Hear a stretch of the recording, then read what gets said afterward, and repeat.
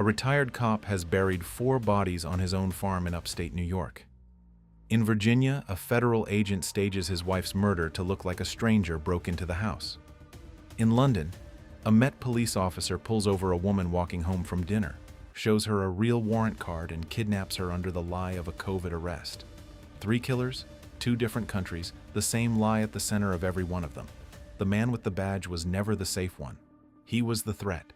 Hit subscribe before we get into it, and let's get to the first case. Former Westchester police officer was sentenced to 4 consecutive life prison terms today. You may recall his name in connection with the Jeffrey Epstein case. I was running an animal rescue organization. That's who I am. I didn't do this. It is a cold morning in December of 2016 on a piece of farmland in Otisville, New York. Federal agents in dark windbreakers are walking the property in a slow grid. State police are with them. K-9 units are out, noses to the ground. Backhoes are sitting at the edge of a field, engines off, waiting. Somewhere on this property, 8 months ago, 4 men were buried. Together. In one hole. 4 families in the town of Middletown, about 20 miles east of here, have spent those same 8 months not knowing where their fathers, brothers, husbands, and sons went. They have called every phone number they could find, checked hospital records, gone door to door. They've filed missing person reports and watched those reports slip lower and lower in the priority pile.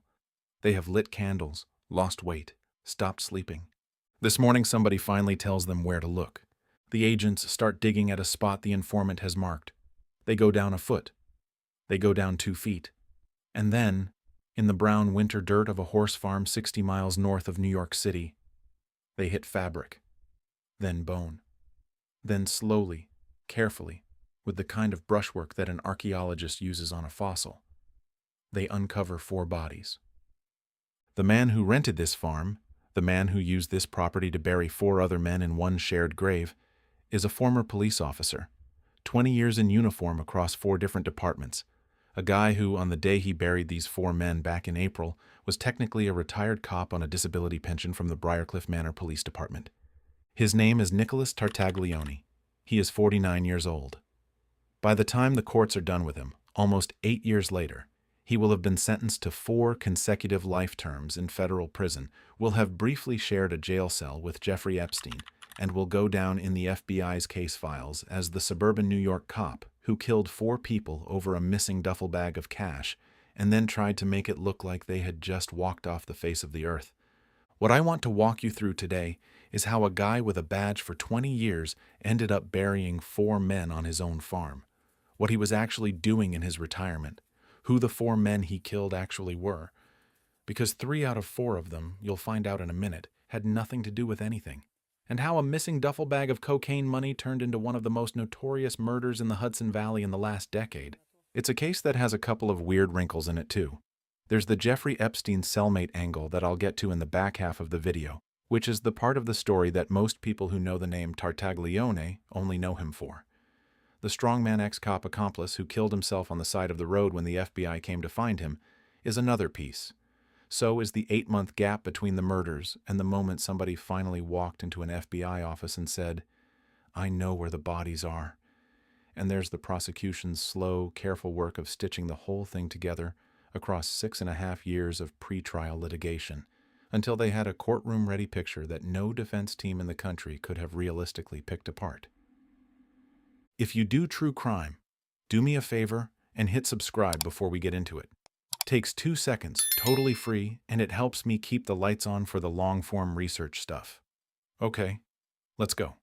I want you to meet Martin Luna first, because Martin is the entire reason the other 3 men in that grave are dead.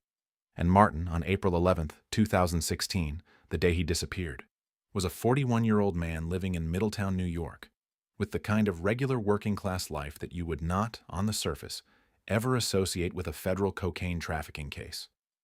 His full name was Martin Santos Luna, 41 years old, originally from Mexico.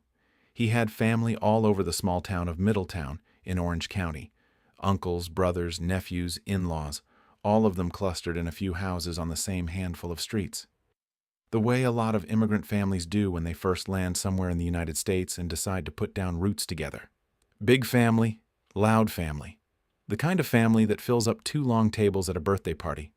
Martin worked in construction. He managed crews for a guy named Sullivan who had a contracting business. Day labor stuff. But at the boss level, he was the foreman on jobs, the one who knew who could swing a hammer, who could pour concrete, who could be trusted to show up on time. That's what you saw of him on the surface. Underneath the surface, Martin had a second life that almost nobody in his family knew about.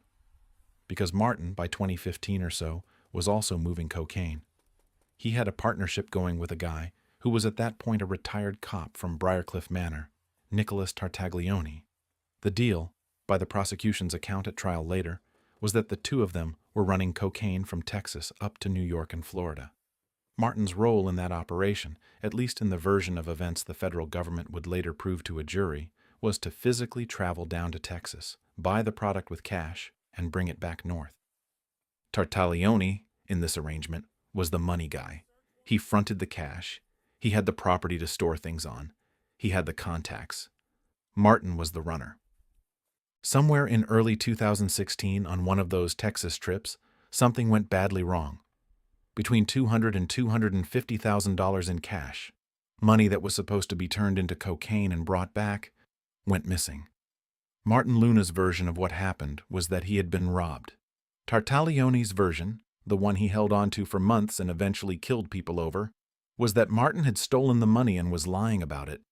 Now, look, I want to be careful here, because I don't actually know which one of them was telling the truth. The federal prosecutors in the case did not particularly care which version was accurate. From their perspective, it didn't matter. Drug money disputes between drug dealers aren't a defense, they're context. But for our purposes, you should know that the official story rests on Tartaglione's belief, not necessarily on proven fact. He believed Martin had robbed him. He stewed on that belief for weeks, and eventually he decided to do something about it. Here is the part that gets to me about the financial side of it, because $250,000 sounds like a number worth killing somebody over until you actually think about who Tartaglione was at that point. This was a man with a state pension, a man with a house, a man with rented farmland and an animal rescue and a brother who owned a bar. He was not broke, not desperate in the way somebody trying to make rent is desperate. What he was angry. The money, in retrospect, was almost a pretext. The real motive, the one that comes through if you read the FBI affidavits carefully, was that Tartaglione believed Martin had played him, disrespected him, lied to his face. The $250,000 was the trigger. The actual weight on the scale was a wounded ego. That's the part of this case I keep circling back to. Because if it had really been about the money, there are 100 ways to handle a missing $250,000 that don't end in 4 bodies in a hole in Otisville. A lawsuit, even a quiet one. A confrontation with witnesses. Walking away and writing the loss off as the cost of doing the kind of business he had no business doing in the first place. He didn't do any of that. He picked the option that left the most permanent mark. Before we get into what he did, let me tell you who Nicholas Tartaglione actually was, because the badge is the whole story. Tartaglione was born and raised in the Hudson Valley region of New York. He went into policing in the late 1980s and early 1990s. Over the course of about 2 decades, he worked at 4 different police departments: Powling, Mount Vernon, Yonkers, and finally Briarcliff Manor, the small wealthy village in Westchester County where he finished his career. By the time he was at Briarcliff Manor, the picture of him in his own mind was pretty fixed. He was a tough cop, a big guy, a bodybuilder, the kind of officer who answered the loud calls and broke up the bar fights. The reporting from the New York Daily News and the Journal News later, when they pulled his personnel record, painted a portrait of a cop who had been involved in various internal controversies at multiple departments over his career. Not enough to ever get him fired outright, but enough to add up to a guy who was always testing the edge of what the job allowed. Briarcliff Manor was, on paper, the prestige assignment, Westchester money, low crime, the kind of village where the police job is mostly traffic stops, alarm calls, and the occasional teenager doing something stupid at a party. For a cop coming from Yonkers, which is a much rougher city, Briarcliff was supposed to be the easy second half of a career. The Journal News, looking back at his time there, painted a picture of a guy who never quite fit. He was the muscle car in a town that wanted Volvos. He had a temper. He had a way of making routine calls more complicated than they needed to be. The village leadership, by some accounts, was relieved when his disability retirement came through in 2008. It was a quiet way to part ways. In 2008, after a workplace injury, he retired from Briarcliff Manor on disability. 40 years old, give or take, government pension coming in every month. And looking at him from the outside, you'd say, okay, this guy has earned a quiet semi-retirement. He's got the pension. He's got the house. He could open a small business, do some private security work on the side, or just stay home and work on his yard. That's not what he did. What he did was rent a sprawling piece of farmland in Otisville, in Orange County, far enough north of New York City to feel like the country, close enough that you could still drive to Manhattan for dinner if you wanted to. He set the property up as an animal rescue ranch. That's the version of his retirement he told the world. He took in horses, dogs, the kind of stories that make people think you're one of the good ones. His own family later, defending him at sentencing, would still describe him as a man who rescued animals for a living. His cousin Stephanie Nuss told reporters that she did not believe he was a murderer at all, that he was just an animal rescuing former cop being framed by the federal government. The federal government would, as it turns out, have a very different version of what Tartaglione was actually doing on that ranch in the years after he retired. By around 2015, according to the indictment that came down later, Tartaglione had quietly built himself into the middle of a cocaine distribution operation running between Texas, New York, and Florida. He had partners, runners, and a couple of muscle guys he used for the rougher parts of the work. 2 of them are names worth knowing, because they both turn into key parts of this story. The first was Joseph Biggs. Big guy. Bodybuilder, like Tartaglione. He had a day job as a school security guard up in Rockland County, in a town called Nanuet. The second was Gerard Benderoth, a former Haverstraw police officer, also a strongman competitor on the side, the kind of guy whose Instagram, if he had one, would be pictures of him pulling tractor tires across parking lots. 2 former cops and a school security guard, all of them physically huge, all of them quietly working for Tartaglione's operation on the side of their regular lives. So that's the cast. Now let's go to the day. April 11th, 2016, Monday, Middletown, New York. It's a regular weekday morning. Martin Luna gets up, has coffee, gets ready to go to work. By the prosecution's later account, he's been avoiding Tartaglione for months at this point, dodging calls, not answering texts, sticking close to home. He knows there's a problem about the Texas money, and his instinct, correctly, is to keep his distance. That morning, he gets a call. The contractor he works for, the Sullivan guy whose construction business Martin manages, tells him there's a job to look at down in the village of Chester, about half an hour west. Could Martin meet someone at a place called the Liquid Lounge to give them an estimate? Routine stuff, the kind of thing Martin does every week. What Martin doesn't know is that the Sullivan in question is part of Tartaglione's circle. The meeting is not a construction job. The Liquid Lounge is a bar owned by Tartaglione's brother. The whole thing is a setup. Martin is being lured into a place where Tartaglione is going to be waiting for him with a question about $250,000. Martin drives to Chester. He doesn't go alone. He brings 3 other people along with him in the car. And this is the detail that turns one murder into 4. The first is his nephew, Miguel Sosa Luna, 25 years old, Martin's sister's son. Quiet, hard-working guy. By his family's account at trial, Miguel had nothing to do with any drug activity. He just rode with his uncle sometimes when his uncle was going to look at construction work. The second is Urbano Morales Santiago, mid-30s, married to one of Martin's nieces. He worked in construction too, often on Martin's crews. He was the kind of family member who you'd call when you needed an extra pair of hands. The third is Hector Gutierrez, 32 years old, a family friend rather than blood relative. Hector had a small side business going where he raised animals on a ranch nearby and used them to cook meat for parties, birthday parties, baptisms, anniversaries. The food guy. The guy who shows up at every family gathering with foil pans of food in the trunk of his car. 4 men in one Chevy Equinox driving west on a Monday morning to look at a construction job. 3 of them have no idea where they actually are about to go. They pull into the Quickway Plaza in Chester. The Liquid Lounge is a bar in the strip mall. There's a Chester diner right next to it. They park. Martin gets out and goes inside. The other 3 either follow him in or wait in the car at first. The exact sequence got debated at trial, But at some point, all four of them are inside the bar. Before I take you inside that bar, let me give you a clearer picture of the three men who weren't supposed to be there. Because when prosecutors describe Miguel and Urbano and Hector as in the wrong place at the wrong time, that phrase, frankly, gets used so much in true crime that it stops meaning anything. It deserves more weight than that. Miguel Sosa Luna, 25, had been in the United States since he was a teenager. He had picked up English working on construction sites with his uncle. He was the kind of nephew who carried his uncle's tools without being asked. His mother, Martin's sister, would later testify at sentencing that Miguel had not finished his coffee that morning at her kitchen table because he was running late. That detail, on the record, is the last domestic thing she knows about her son. He left a half-full cup on the table and walked out the door. Urbano Morales Santiago was 32, married to one of Martin Luna's nieces, which made him family by marriage rather than blood. His wife was pregnant at the time.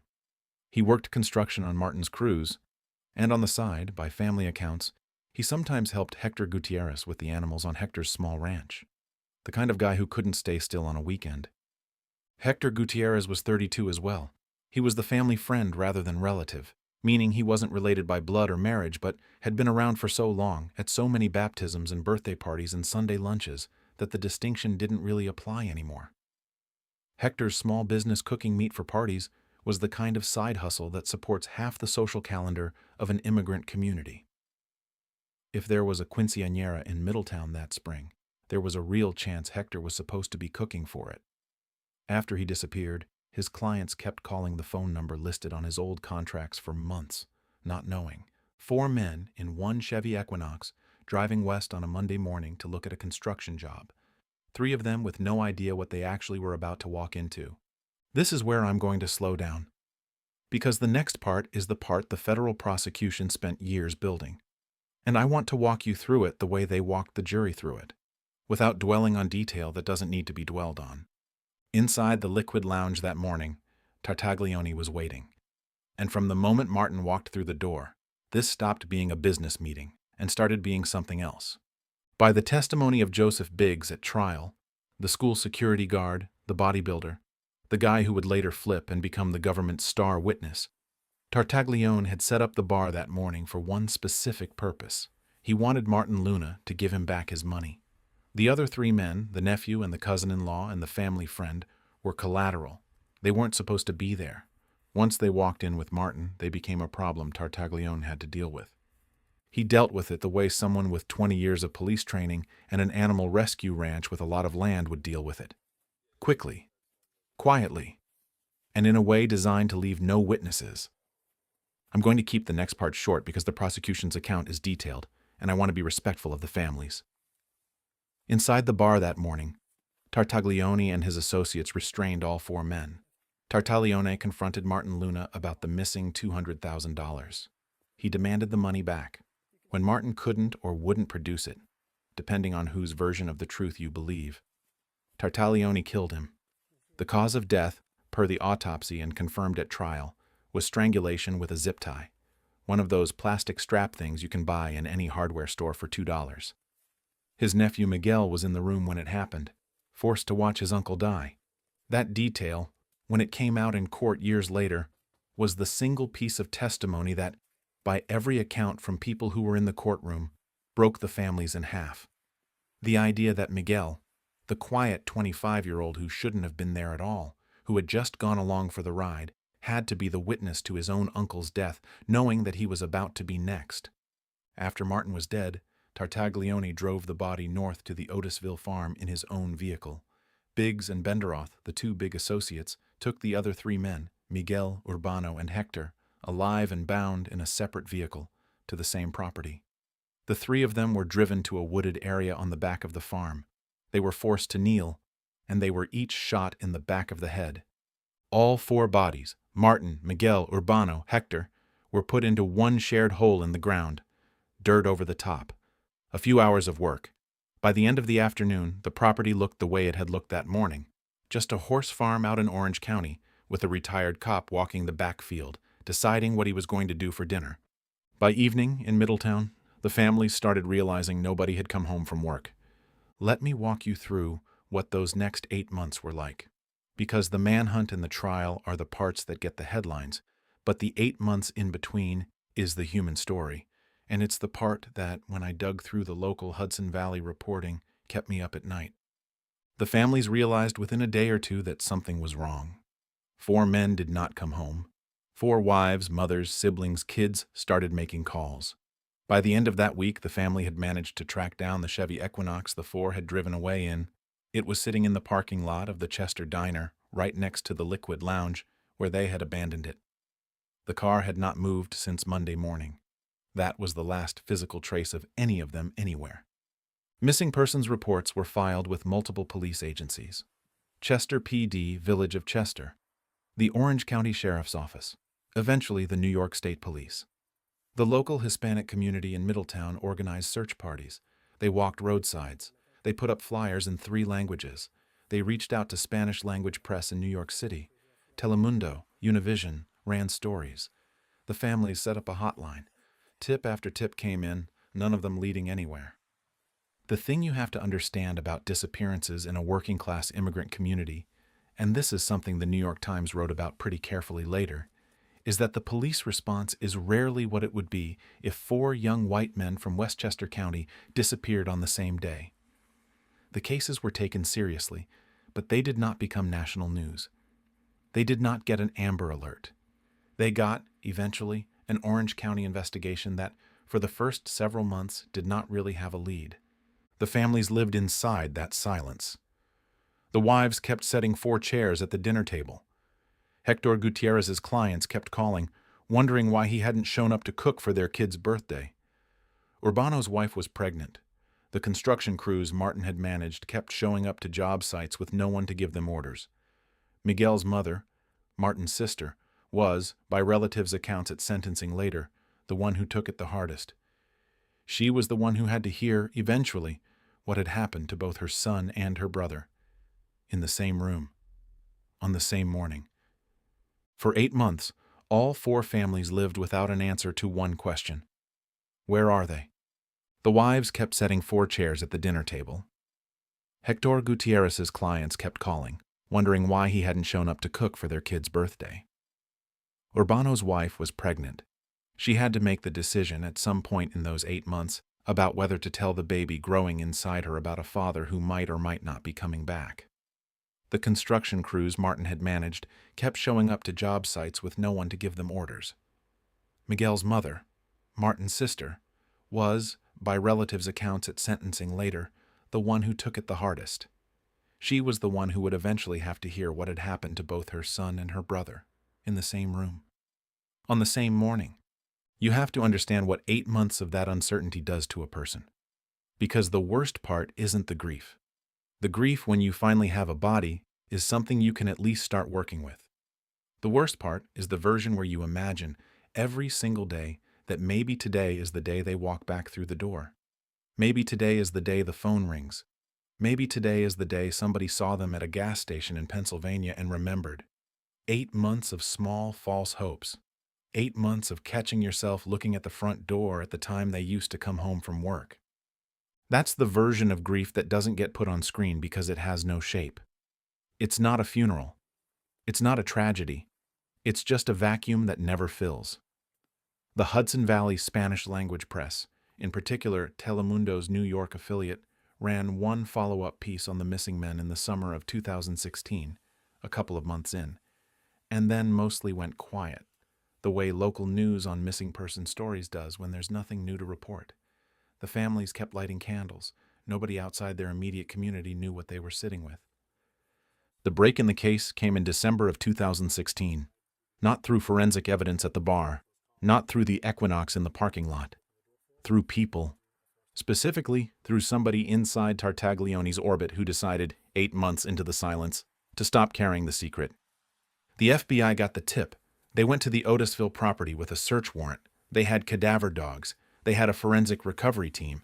And they went straight to a specific spot on a specific piece of the property and started digging. The Otisville property itself, by the way, is worth picturing. This is not a suburban backyard. This is a sprawling piece of land in rural Orange County, the kind of place where you can drive 10 minutes on the access road without passing another house.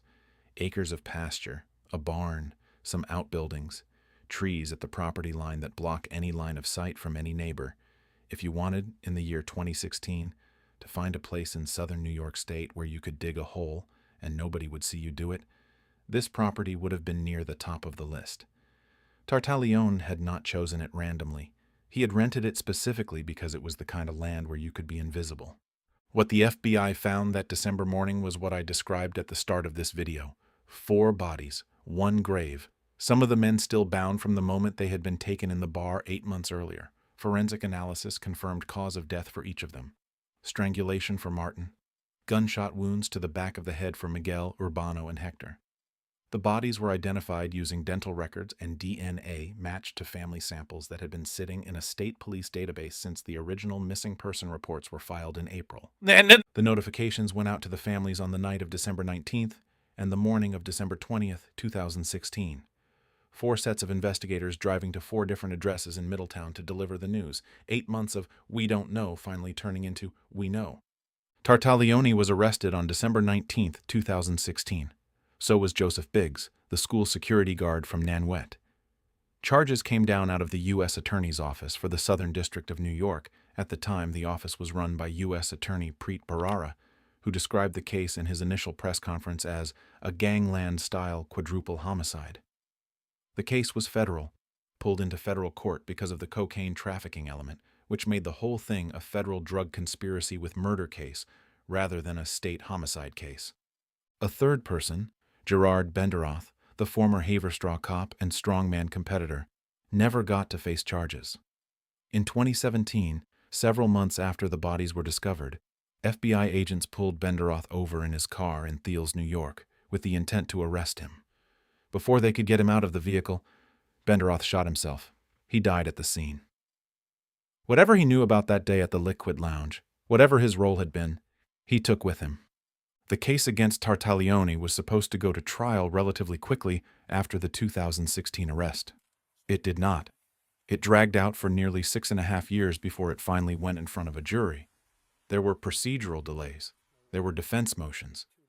The federal prosecutors initially indicated they were considering pursuing the death penalty, which slowed things down considerably while that decision worked its way through the Department of Justice review process. Eventually, the death penalty was taken off the table. The case kept moving. And during those years between his arrest and his trial, Tartaglione's name ended up in the middle of one of the most surreal celebrity criminal stories of the 21st century. Because of who his cellmate briefly was, in the summer of 2019. Jeffrey Epstein, the financier, the convicted sex offender, the man whose own death in federal custody in August of 2019 became one of the most argued about deaths of the last decade. Here's what happened with that. In July of 2019, Epstein was arrested on federal sex trafficking charges and placed in the Metropolitan Correctional Center in Lower Manhattan, known as the MCC, the same federal jail that houses high-profile defendants awaiting trial in New York. The MCC put Epstein in the special housing unit, the more secure wing of the facility, and assigned him a cellmate. Out of hundreds of inmates they could have chosen, they chose Nicholas Tartaglione. Why? Because, according to a statement Tartaglione himself later wrote in a handwritten letter from jail, the MCC believed he would not hurt Epstein or extort him. A former cop, facing his own serious charges, was deemed by the prison administration to be a safer cellmate for Epstein than a typical inmate. I'll be honest, when I dug into this part of the case, I had to look at it twice. Because, at face value, the decision to pair a federal death penalty-eligible quadruple murder defendant with the most internationally infamous sex trafficker of the modern era in the same 8x10 cell sounds like a setup. Of course people had questions. Of course the conspiracy theorists got busy. The MCC's official explanation, that they thought Tartaglione, as a former cop, was somehow less of a risk to Epstein than a regular inmate, sounded thin to a lot of people then, and sounds thin to a lot of people now. On July 23, 2019, about 2 weeks after Epstein arrived, guards found Epstein in the cell, semi-conscious, with bruises on his neck. It looked like a suicide attempt. It was officially treated as one. Epstein was put on suicide watch. Tartaglione was pulled out of the shared cell. The bruises on Epstein's neck became a source of intense public speculation. Some reports at the time, including one in the New York Post, suggested that Epstein may have told his lawyers the bruises were caused by his cellmate roughing him up. Tartaglione, through his attorney Bruce Barkett, denied that completely. He wrote in his own handwritten letter, published in the New York Daily News, that he had never touched Epstein. He wrote that he despised people who hurt children, and that whatever happened in that cell, he was not part of it. He claimed at the time that he had actually helped save Epstein's life by alerting guards. What the truth is, in that shared cell on July 23, 2019, nobody knows. The surveillance footage from outside the cell that day, when prosecutors later went looking for it, had not been preserved. The recordings were gone. The MCC, when asked, could not explain why. Tartaglione's defense team, 2 days after the suicide attempt, had filed a formal request that the footage be retained. By the time the request reached the right office, the cameras had already overwritten themselves on a loop. No video exists of what happened in those minutes. 3 weeks after he was separated from Tartaglione, on August 10, 2019, Jeffrey Epstein was found dead in his cell. Hanged. Alone this time. The official ruling was suicide. Tartaglione was investigated. He was cleared. There has been no evidence ever produced that he had any role in Epstein's death. By that point, he was nowhere near Epstein's cell. But for the rest of his life, his name will appear in the same paragraph as Epstein's, in every article that ever gets written about either of them. The accidental footnote of the Epstein story. I want to be careful about how much time I give to the Epstein angle, because it's not actually what makes Tartaglione's own case so disturbing. The disturbing part is the 4 men in Otisville. The Epstein cellmate thing is just the bizarre cosmic coincidence that put Tartaglione in front of cameras for a few months in 2019. The real story is what was going to happen in a federal courtroom in White Plains in 2023. The trial started in March of 2023 in the U.S. District Court for the Southern District of New York, sitting in White Plains. Judge Kenneth M. Karras presiding, U.S. Attorney Damian Williams' office prosecuting. 3 weeks of testimony. The government's case, when you boil it down, rested on a few main pillars. First, the bodies on Tartaglione's property, the forensic evidence that put 4 corpses, including specific causes of death, in a hole on land he had rented and used and lived on. Second, the surveillance video, what existed of it, placing Tartaglione, the victims, and the Chevy Equinox in and around the Liquid Lounge that morning. Third, the cooperators. The cooperators were the centerpiece. Joseph Biggs, the school security guard, the bodybuilder, had taken a plea deal. He testified for the government against his former associate. He sat on the witness stand and described in plain language what had happened in that bar on April 11, 2016. He walked the jury through what Tartaglione did to Martin Luna, how the other 3 men were transported, and the burial. Biggs's testimony was, by the accounts of reporters in the courtroom, almost flat in tone. He didn't dramatize. He didn't perform remorse. He answered the questions the prosecution asked him, and he answered the cross-examination from the defense without losing his composure. That flatness was, in its own way, more damning than any tears would have been. A man describing a quadruple murder he had been part of, the same way he might describe a delivery he had made for work. It told the jury that, for the men who did this, that day at the Liquid Lounge had not been a moment of passion or panic. It had been a job. Show up, do the work, leave. The Sullivan figure, the contractor who had lured Martin to the bar under the pretense of a construction estimate, also cooperated with prosecutors and pleaded guilty to his own role. He, too, gave testimony that filled in pieces of the morning. Family members of the victims who had come to court to listen had to sit through hearing exactly how Martin had been baited, by name, by a phone call that referenced a job Martin had every reason to believe was real. Tartaglione's defense, run by his attorney Bruce Barkett, was essentially that he was an innocent man being framed, that the cooperators were lying to save themselves from longer sentences, that Tartaglione was an animal rescuer, a former law enforcement officer, the kind of person who would never participate in any of this. The defense pointed to Biggs and Benderoth. Well, Benderoth was dead by then, as the actual perpetrators, claiming the government had pinned the whole thing on Tartaglione because the other 2 were either dead or willing to deal. Tartaglione did not take the stand in his own defense. Every defendant has the right not to testify, and there are usually good legal reasons not to. but in a federal courtroom where the cooperators have spent days describing in granular detail what you allegedly did, choosing not to speak in your own defense leaves a particular silence.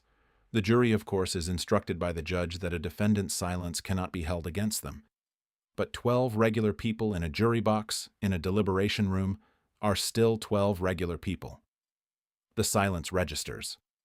The jury deliberated for 2 days. On April 7, 2023, they came back with a verdict on every count. Guilty. 11 counts of murder, 4 counts of kidnapping resulting in death, 1 count of kidnapping conspiracy, 1 count of narcotics conspiracy. The whole indictment. Every single charge. Sentencing didn't happen for another 14 months. The federal sentencing process is slow. Pre-sentencing reports have to be written. Victim impact statements have to be collected. Defense memoranda have to be filed. The sentencing hearing finally happened on June 10, 2024, in the same White Plains courthouse, in front of the same Judge Caras who had presided over the trial. The families came. Relatives of Martin Luna, Miguel Luna, Urbano Santiago, and Hector Gutierrez stood up in court one after another and spoke. They called Tartaglione a monster. They described what 8 years of grief had done to them. Hector Gutierrez's family, the family friend, the man who cooked meat for parties, talked about the calls his client still made to the home phone years after, because his number was still listed in old contracts. Urbano Santiago's widow talked about raising the children she had been pregnant with when he disappeared. Miguel Luna's mother, Martin's sister, talked about losing a son and a brother on the same morning. Then Tartaglione spoke. He used his time at sentencing to deny everything one more time. He told the court that he had not killed anybody. He said he was a former law enforcement officer, an animal rescuer, a man who had been framed by his associates and abandoned by a system that should have protected him. By every account from journalists in the room, his speech was defiant. There was no apology to the families. He did not address them directly, and he did not acknowledge what the jury had found. Judge Caras, when his turn came, did not hide what he thought. He looked at Tartaglione and used the word monster, the same word the families had been using minutes earlier. He told Tartaglione that the evidence at trial had been overwhelming. He described the crimes as involving torture, planning, greed, and cover-ups. He called Tartaglione's denial delusional. He scolded him for his lack of remorse. And then he handed down the sentence. 4 consecutive life terms in federal prison. 1 life sentence for each of the 4 men whose lives Tartaglione had ended on April 11, 2016. The consecutive part matters. It means that even hypothetically, if one of those life sentences ever got overturned on appeal, the other 3 would still be in place. There is no path back to freedom from a sentence like this. Tartaglione will die in a federal prison. His cousin, Stephanie Nuss, the one family member who showed up to support him at sentencing, told reporters outside the courthouse that she still believed in his innocence. She said he was not a monster, not a murderer, not a drug dealer. She said she understood why the families felt the way they did, but that the man they saw in court was not the man she had grown up with. Tartaglione's attorneys have filed appeals seeking to have the convictions overturned. As of the most recent reporting available, those appeals are still working their way through the federal system. They are unlikely, given the strength of the trial record, to succeed. Joseph Biggs, the school security guard who turned state's witness, was sentenced separately to 16 years and 8 months in federal prison for his role in the killings. He'll be out eventually. He'll be in his 50s. He'll have given up his testimony in exchange for the math that gets you back to the outside. The contractor who lured Martin into the bar got his own deal in exchange for cooperation. The details of his sentence are part of the same case file. Gerard Benderoth, the former cop and strongman competitor, the third leg of the trio that morning in 2016, never had to face a courtroom. He killed himself on the side of a road in Thiels when the FBI came for him in 2017. I want to close this case by going back to the families, because the headlines on this story, and there were a lot of them, almost all focused on Tartaglione, former cop, Epstein's cellmate, the monster of Otisville. That's what got the clicks. That's what got the cable news coverage. The 4 men in the hole, by and large, got a single paragraph each. Their names again: Martin Santos Luna, 41, construction foreman. Loved by his family, his crews, his nephews. Miguel Sosa Luna, 25, quiet, hard-working, in the wrong place. Urbano Morales Santiago, mid-30s, married to a niece, about to be a father. Hector Gutierrez, 32, the family friend, the food guy, the one who showed up to every party with foil pans of meat. 4 men who walked into a bar in Chester, New York, on a Monday morning in April of 2016 to give a construction estimate. None of them walked out. 3 of them were not even part of the dispute that got them killed. Their only connection to any of this was that they happened to ride in the same car as someone who, on the wrong morning, walked into the wrong meeting. After the December 2016 discovery, the 4 families finally had their funerals. They had to do them 8 months late. The bodies came back to them with the kind of decomposition that 8 months in the ground does, which meant closed casket services for all 4 men. Hector Gutierrez's family told one local paper that they had not been able to say goodbye to the way Hector actually looked. They had to say goodbye to a box. Urbano Santiago's wife, by then a mother to a baby Urbano had never met, brought her infant son to the funeral and held him through the entire service. Miguel Luna's mother stood at the front of the church and was reported to have not spoken a word for most of the day. The 4 families have, in the years since, mostly kept low profiles. They came to court for the trial in 2023. They came back for the sentencing in 2024. They gave the statements they needed to give in the courtroom. They have, by and large, avoided the cable news circuit. There is a GoFundMe page that was set up in the early days of the case that, last I checked, was still up. Donations going to support the surviving children. There is also a quiet community-organized memorial in Middletown, where the families gather on April 11th every year. Local press covers it briefly. Most of the country forgets that the anniversary exists. The Liquid Lounge does not exist anymore. The bar shut down a few years after the murders. The space in the strip mall sat empty for a while. Drive past it now and you wouldn't know what happened there. The Otisville farm is no longer rented by anyone with the name Tartaglione. The horses are gone. The animal rescue is gone. The ground has been turned over both literally and legally. I've thought a lot, while putting this video together, about what made Tartaglione tick. Because on paper, he had it. 20 years on the force. A pension, a house, a piece of land. He could have been one of those retired cop guys who you see at the diner on Saturday morning telling stories about the old days. Instead, he became, by his own choice and by his own actions, exactly the thing he had once been paid to put in handcuffs. The financial motive doesn't even quite work. $250,000 in a cocaine deal gone wrong is a lot of money for most of us, but it's not life-altering for a guy with a pension and a paid-off home. It was not enough money to risk literally everything for. And yet that's what he did. He killed 4 people over a sum of money that, in another version of his life, he could have absorbed and walked away from.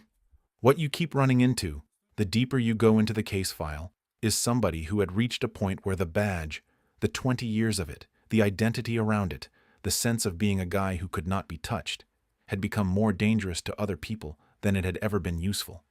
He believed he could do this and get away with it because for 2 decades he had watched, from the inside, how often people got away with things. He thought he knew the system well enough to beat it. And here's the part I keep turning over. Because the cooperators, Biggs, the Sullivan contractor, even Benderoth before he killed himself, were not, by any read of the record, master criminals. They were ordinary men who had gotten pulled into a scheme that was way over their heads and who, when the FBI came for them, were not strong enough to keep their mouths shut. Tartaglione, with 2 decades of cop experience, should have known you can never count on the silence of people who weren't the ones with the most to lose. He had spent 20 years watching exactly that dynamic play out from the other side of the interrogation table. And he still walked into a Monday morning in April 2016 thinking that nobody around him would ever talk. The cooperators talked. Of course they did. The kid who pulled the trigger flipped. The contractor who made the phone call flipped. The strong man shot himself rather than risk what flipping might lead to. And the case the federal government built, slowly, methodically, across 7.5 years between the murders and the final sentencing, was so airtight that even an experienced defense attorney like Bruce Barkett could not punch a hole in it. The jury came back in 2 days. 2 days for a quadruple murder after 3 weeks of trial. That's the legal version of the prosecution saying, this isn't even close. He was wrong. The system, on this one, worked. Slowly, and after a lot of pain, but it worked. The bodies came out of the ground. The cooperators flipped. The jury came back guilty on every count. The judge handed down a sentence with no light at the end of it. And the only people who never got their version of it worked, never got the closure, never got their family members back, never got an apology even at sentencing, are the 4 families in Middletown, New York, who are still, by every account, living with empty chairs at their dinner tables. The appeals process is ongoing, by the way. After Tartaglioni's sentencing in June 2024, his legal team filed notice of appeal seeking to have the conviction overturned on procedural grounds. He has new lawyers handling that work now.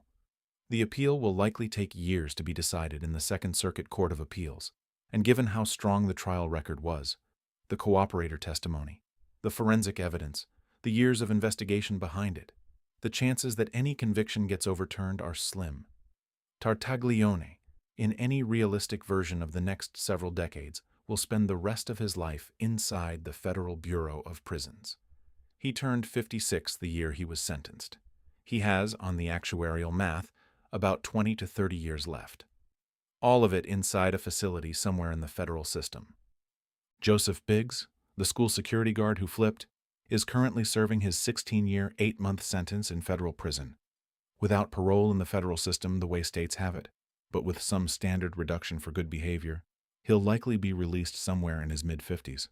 A free man eventually, with a quadruple murder participation on his record and a state's witness reputation that will follow him for the rest of his life.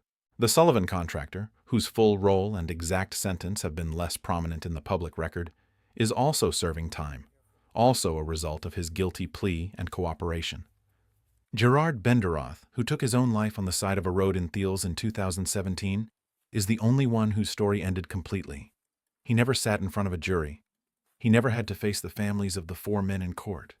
Whatever he was thinking when he saw the FBI lights in his rearview mirror that day, whatever calculation he made about what was about to happen to him, he didn't share with anyone.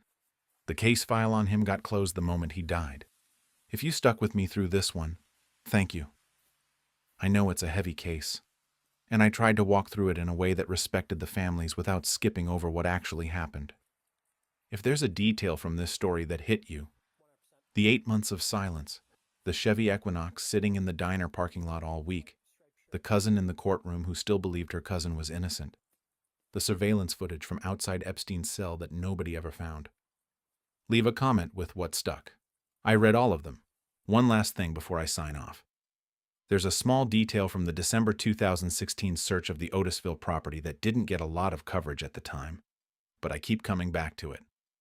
When the FBI agents went in with their cadaver dogs and started walking the property, looking for the spot to dig, the dogs went past the main house, past the barns, past the front pastures, and stopped at a specific corner of a back field.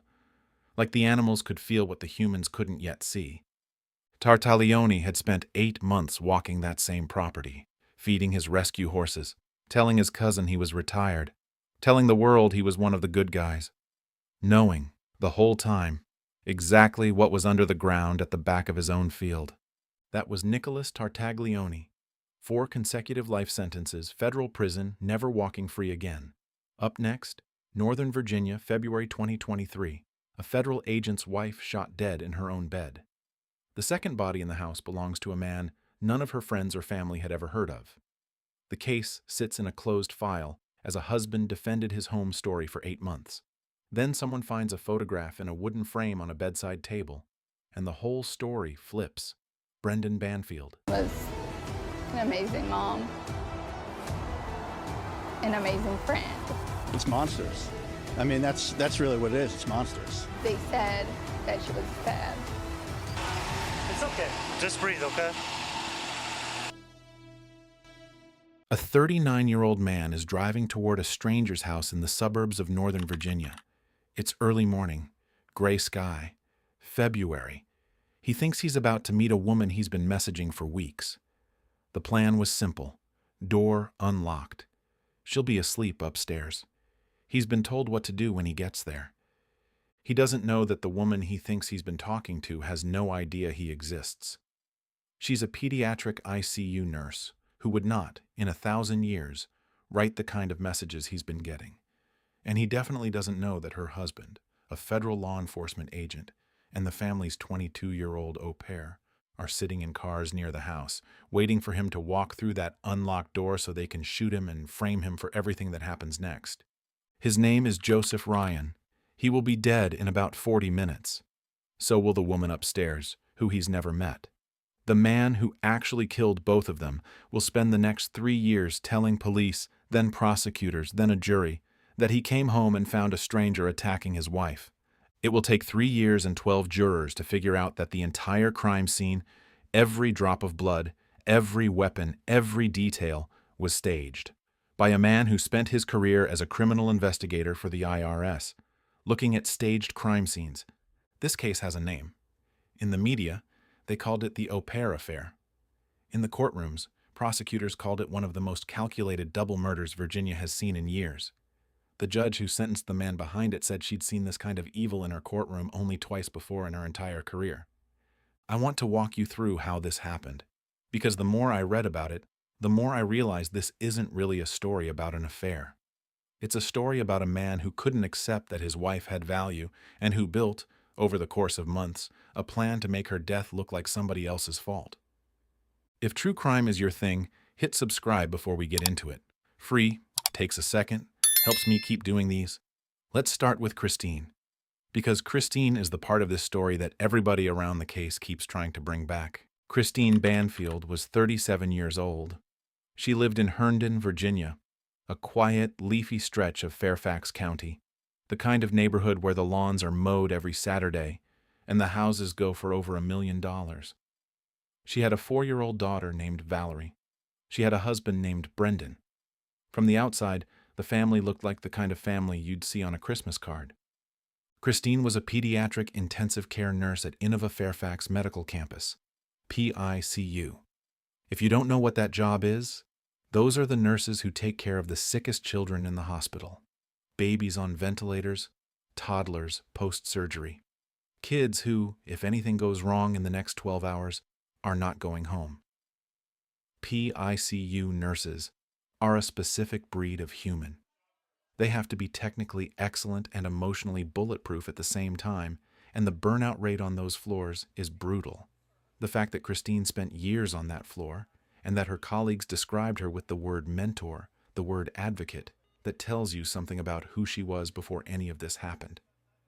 Look, I want to be honest about something. Most of the time when I do these stories, I have to dig pretty hard to find people who knew the victim. With Christine, I had the opposite problem. There were too many. Co-workers, mentors, friends from college, family members. They all came forward. Her colleague Brad Garman, who worked with her at the PICU at Innova, said during the trial coverage that the way the defense talked about Christine, they were trying to suggest she had a wild private life, was a painful distortion of the woman he knew. He said the Christine he knew was there to give of her entire self. But here's the part of Christine's resume that, when I read it, just stopped me cold. Before she moved to Virginia, Christine had been a SANE nurse in New York. SANE stands for Sexual Assault Nurse Examiner. It's one of the most difficult specialties in nursing. SANE nurses are the people who, when somebody is brought into an emergency room after being raped or assaulted, do the forensic medical exam. They collect the evidence. They give the victim trauma-informed care. They testify in court when the cases go to trial. Christine had been so good at that work in New York that the program she'd worked with, VIBS, the Victim Information Bureau of Suffolk County, wrote her a glowing farewell when she left for Virginia in 2019. She was certified in adult forensic exams. She was certified in pediatric forensic exams. She'd literally spent years of her professional life sitting with rape survivors and helping them put a case together against the men who attacked them. If you want to understand who she was, here's a snapshot. She'd been the SANE program's clinical nurse supervisor. She was on call 24 hours a day. That meant at any hour, 3 a.m. Christmas morning, in the middle of dinner with her own family. If somebody came into an emergency room having just been assaulted, Christine could be the voice on the other end of the line guiding another nurse through the kit. She wasn't just a nurse. She was the senior nurse other nurses called when they didn't know what to do. Her own program said, when she left, that her 24/7 availability for real-time consults had been irreplaceable.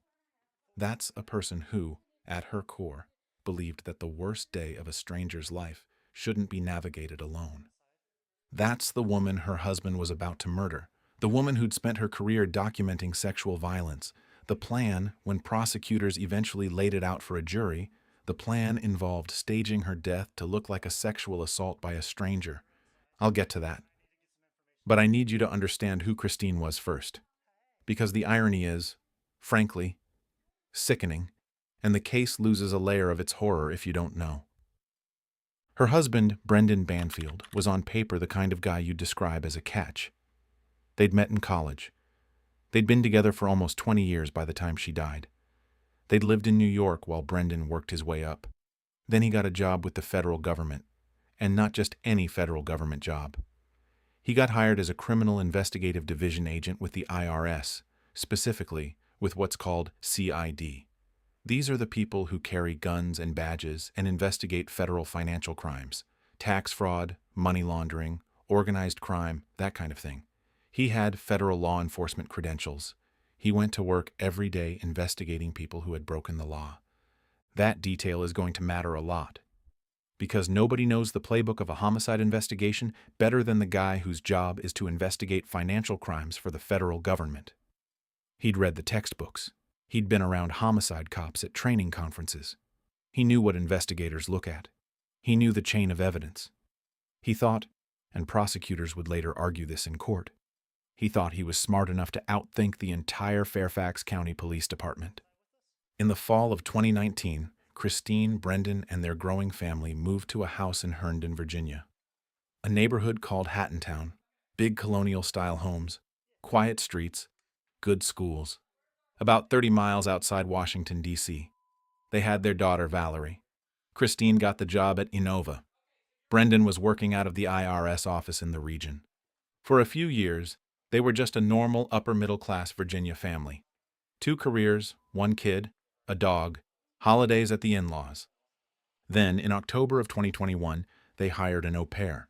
If you don't know what an au pair is, it's basically a live-in nanny, almost always young, almost always from another country, who lives with the family and helps with childcare in exchange for room, board, and a stipend. There are agencies that arrange these placements. It's a thing 2 career families do all the time, and most of the time, it's completely uneventful. The au pair the Banfields hired was a 21-year-old woman from Brazil named Juliana Perez Magalhães. She moved into their home in Hattontown, helped take care of Valerie, lived in the room down the hall, and ate dinner with the family. By all accounts, in the first months, she was a normal au pair doing a normal job. About 10 months in, August of 2022, something changed.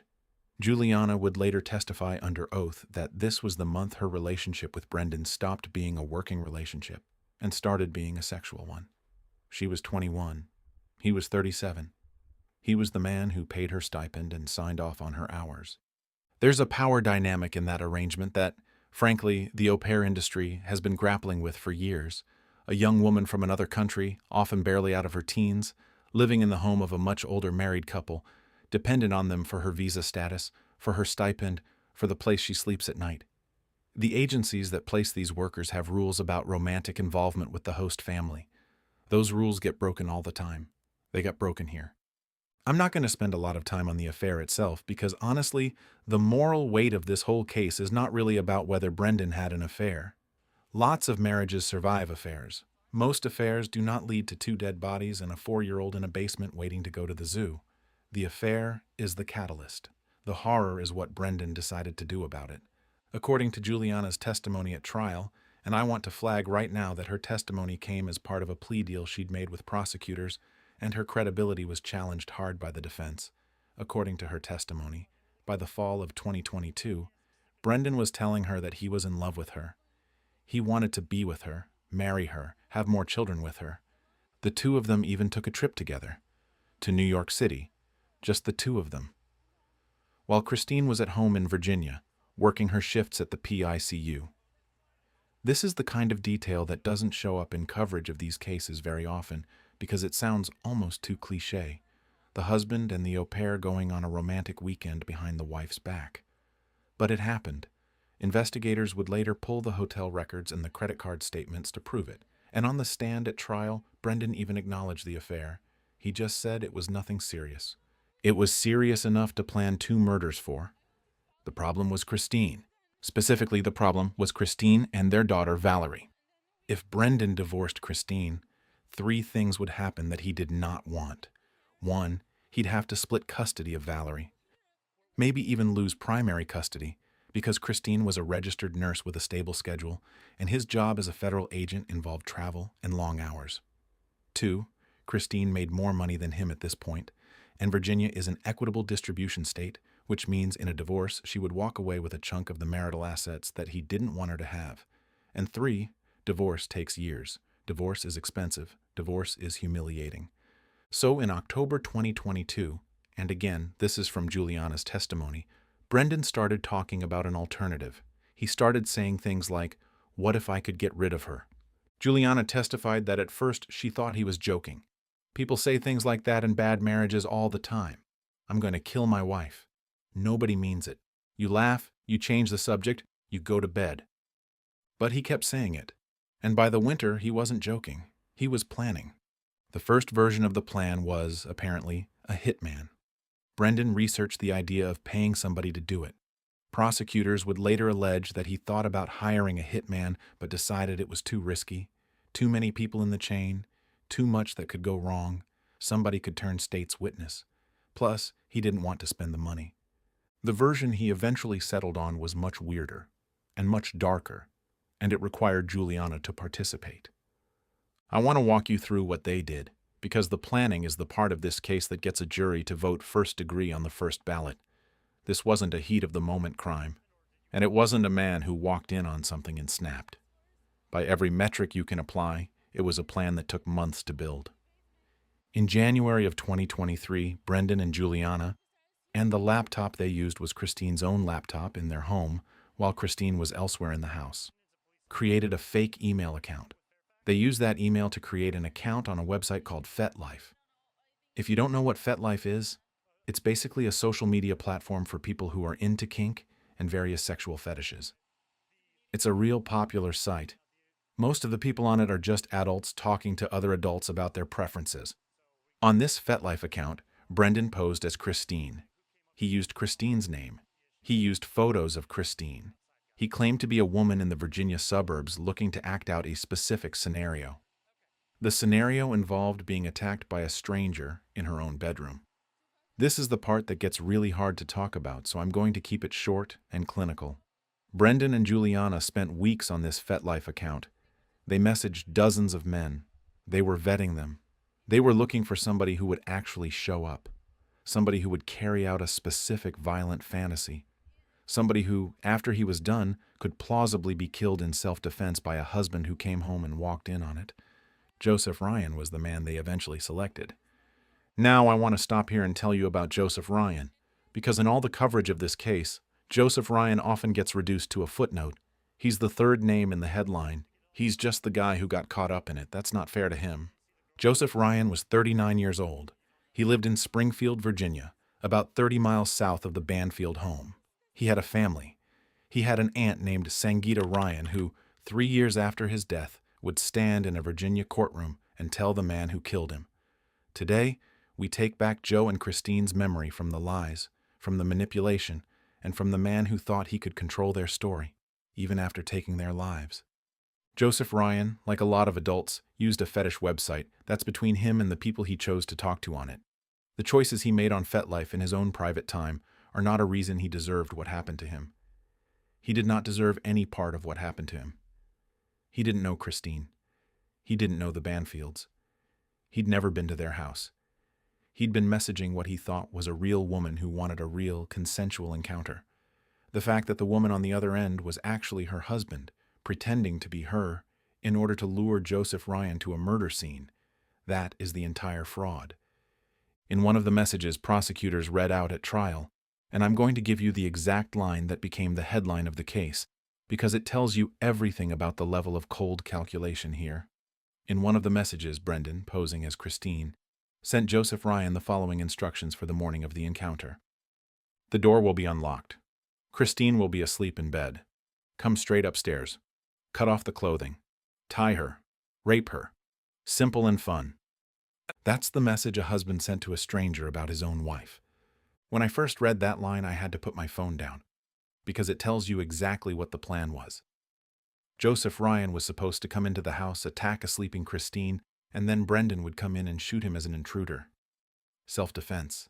Tragic. Husband saves his wife but loses her anyway in the struggle. It would have been the kind of story that gets a sympathetic interview on the local news. There was one more detail in the FetLife messages.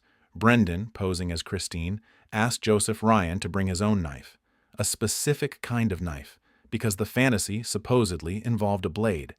That request was not for Christine's benefit. Christine wasn't going to use that knife. The person who was going to use that knife was Brendan. He wanted Joseph Ryan to bring the murder weapon to the murder scene, leave his fingerprints on the handle, and give investigators zero reason to look any further. Look at what that means for a second. He wanted his wife's body to be killed with a knife brought into the house by a stranger he had catfished into showing up.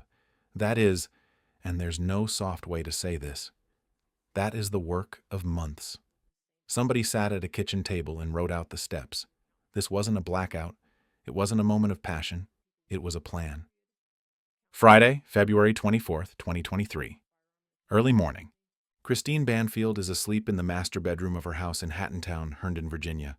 She'd been on shift at the PICU the day before. She has the morning off. Her 4-year-old Valerie is in the house too. From Christine's perspective, to the extent we can ever really reconstruct what she was thinking, this is supposed to be a normal Friday. Maybe lunch with a colleague later. Maybe time at the park with Valerie. Juliana has, by Juliana's later testimony, gotten Valerie ready for the day. They'd told the girl they were going to take her to the zoo. A 4-year-old's calendar for the day was the zoo. Juliana puts Valerie in the family car. They drive a short distance away from the house and park. Brendan, by Juliana's testimony, is at a nearby McDonald's. He's eating breakfast. He's establishing a public presence somewhere away from the house. He has the phone with him. The alibi is, in his head, already being built. He came home from McDonald's. He had no idea what was happening at the house. He walked into a nightmare. Joseph Ryan drives to the Banfield home. He thinks he is meeting Christine. He has been told the door will be unlocked. He has brought the knife. He walks up to the front door. He turns the handle. The door opens. Juliana, sitting in the car with Valerie down the street, calls Brendan. She tells him Ryan has arrived. Brendan drives back to the house. He meets Juliana. They take Valerie inside the house and bring her into the basement. Valerie is 4. She is told they're waiting to leave for the zoo. She has no idea what's about to happen on the floor above her, or that the woman she loves the most in the world, her mother, is asleep upstairs and won't be alive in 15 minutes. That detail, Valerie in the basement, waiting for the zoo, became the spine of the child endangerment count at trial. The jury convicted on it specifically because the prosecution argued, and the judge later agreed, that Brendan and Juliana had brought a 4-year-old into the middle of a planned double homicide and had used her as part of the cover. They could have dropped her with a babysitter that day, or taken her to a relative's. They didn't. She was there because she had to be there for the alibi. Brendan and Juliana go upstairs to the master bedroom. What happened in that bedroom in the next few minutes is, in the most clinical terms, Joseph Ryan was shot. Christine Banfield was stabbed. Both of them died. I'm not going to walk you through it blow by blow. That's not what this video is for. What I will tell you is what the physical evidence later told investigators, because the physical evidence is what eventually undid the entire plan. There were 2 guns at the scene. Joseph Ryan was shot by 2 different firearms. One of them was Brendan's. Prosecutors would argue that meant both Brendan and Juliana actually fired weapons at Joseph Ryan, which was a wrinkle the original story did not account for. The home invasion story required a lone intruder being shot by a lone defender. The presence of a second gun firing at the same body was, from a forensic standpoint, impossible to explain inside their original cover story. Christine had been stabbed multiple times. The knife used was the knife Joseph Ryan had brought. He'd brought his own murder weapon. He just hadn't been the one to use it. And then there was the detail that, when I read it, just made the whole thing land. After Christine was dead, after both of them were dead, Brendan took handfuls of his wife's blood and dripped them onto Joseph Ryan's body, to make it look like Ryan had been the one to attack her, to put her DNA on his hands, his clothes, his face. Juliana testified to this directly. Brendan dripped his wife's blood onto a man he had lured into the house specifically to be the fall guy. That's a detail you do not invent. That's a detail the prosecution didn't actually need her to provide. They had it forensically from the patterns at the scene. But hearing it from the woman who'd been standing in the room when it happened gave it a weight nothing else could match.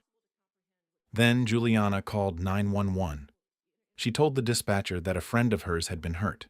The 911 call was, by Juliana's later admission, not exactly truthful. She'd been instructed on what to say. Brendan got on the phone at one point and confirmed the story. Christine had been attacked. He had shot the attacker. The police arrived. The first responders found the scene exactly as it had been staged. A woman dead from stab wounds. A man dead from gunshot wounds. A husband distraught and bloody. A young au pair in shock. A toddler in the basement. It looked like a home invasion. It looked, on its face, like a violent intruder who'd been stopped by a husband who came home at the worst possible moment and saved his daughter, even if he couldn't save his wife. The Fairfax County Police took the scene at face value. At first, for days, for weeks. I want to be honest about this part. From the responding officer's perspective on the morning of February 24th, the scene actually did look like a home invasion. There was a sleeping woman in her bed. There was a man with a knife, dead in her bedroom. There was a panicked husband who, on paper, was an active federal law enforcement officer. The patrol cops who arrived first did not have reason, in the first few hours, to doubt anything. They processed the scene, they notified the medical examiner, they notified Christine's family. The story was, a violent stranger had broken in, attacked a sleeping nurse, and her husband had come home in time to shoot the stranger, but not in time to save her. That story was on the local news within hours. The neighborhood was shaken. Inova set up a moment of silence for Christine. Her colleagues started a grief support group. People left flowers at the end of the Banfield's driveway. Brendan, the man who had just lost his wife, was treated, publicly, the way you'd treat any grieving husband who had also done the brave thing. Held the line, fired the shots, protected his daughter. But three things slowly started to bother investigators. The first was the FetLife account. The messages between somebody calling themselves Christine and Joseph Ryan were on Ryan's phone. Investigators pulled that phone, they read the messages, and they realized that whoever had been writing to Joseph Ryan from Christine's account was setting up a very specific scenario. A scenario in which Christine was supposed to be alone in the house with a sleeping body, and where Ryan was supposed to walk in and act out a fantasy. The messages didn't match the actual scene. They matched a setup. The second was the question of who actually controlled that FetLife account. Forensics on the laptop showed that the messages had been sent from the Banfield home, but from a device that Christine herself was unlikely to have been using when those messages went out. Some of the messages had been sent during her shifts at the hospital, when she physically couldn't have been at her own laptop. Some of them had been sent while she was demonstrably elsewhere in the house. Brendan would later argue at trial that Christine herself had been running the account, and that he had nothing to do with it. The prosecution's digital evidence pointed the other direction. The third thing was the relationship between Brendan and Juliana. Police started looking at their movements, their phone records, their hotel charges.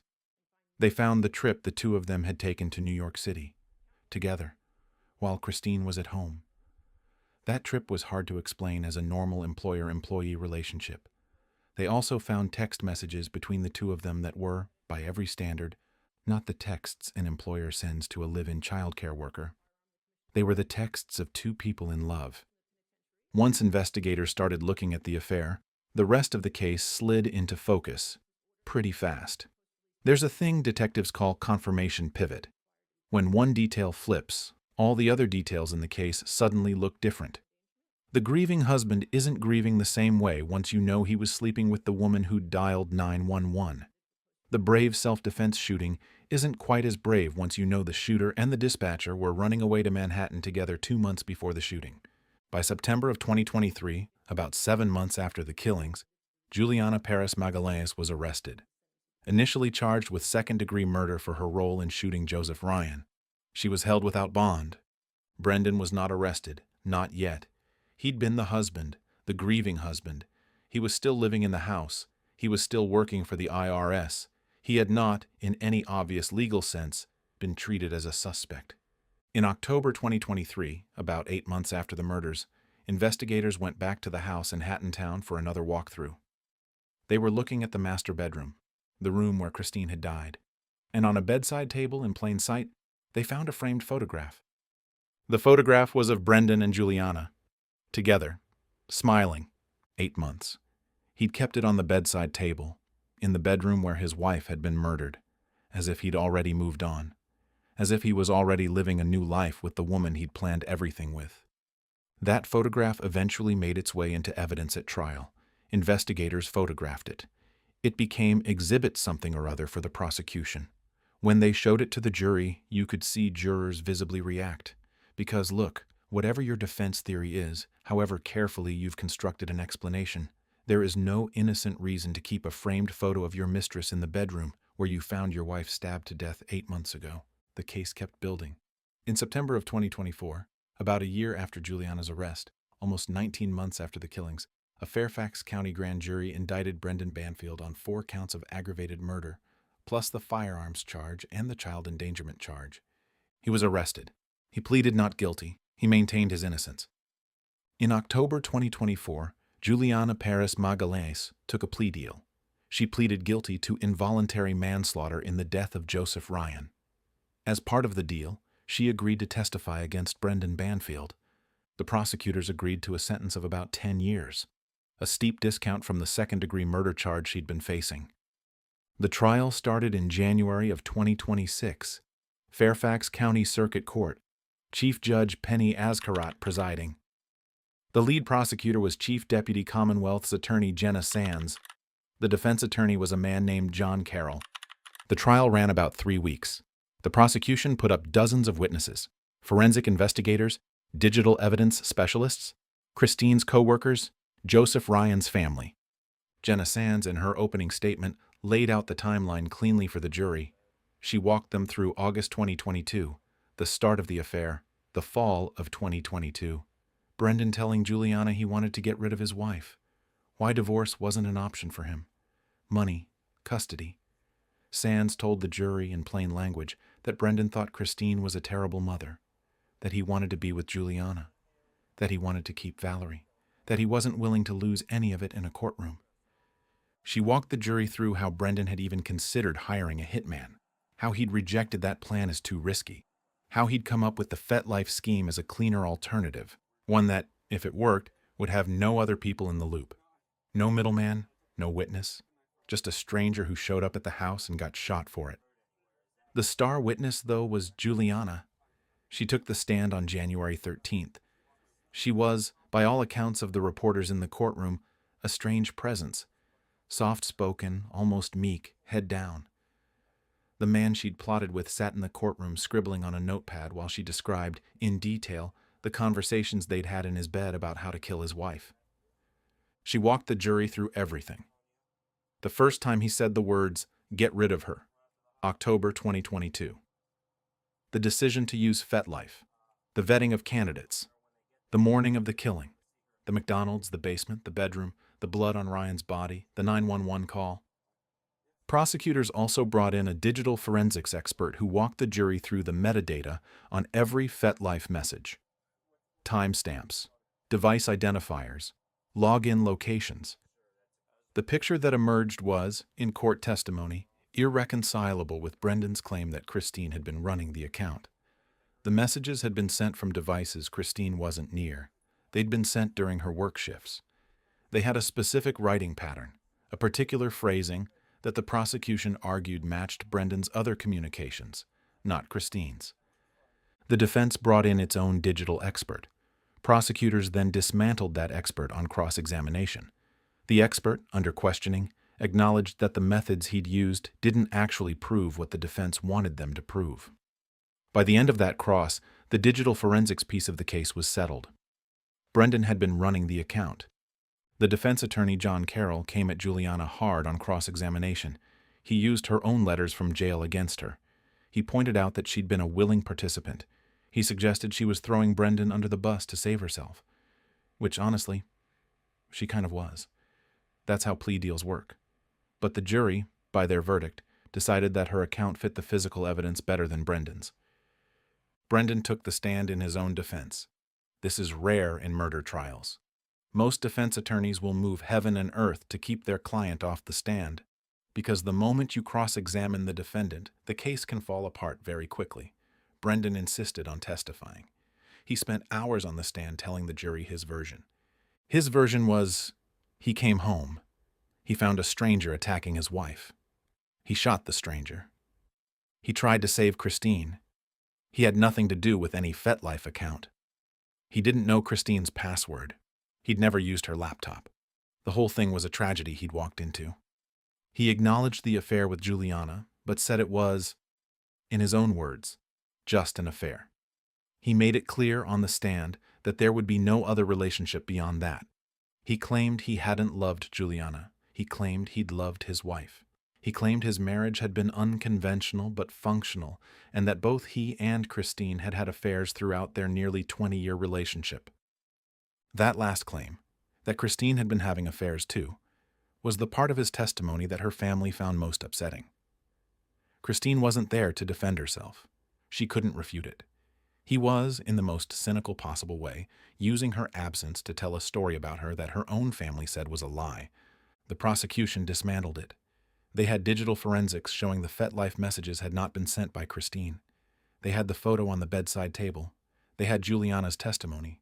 They had the New York trip. They had timeline after timeline that did not fit Brendan's version of the morning. He'd said he was at McDonald's getting breakfast and rushing home after a stressed phone call from Juliana. Prosecutors showed his phone records and the surveillance from the McDonald's.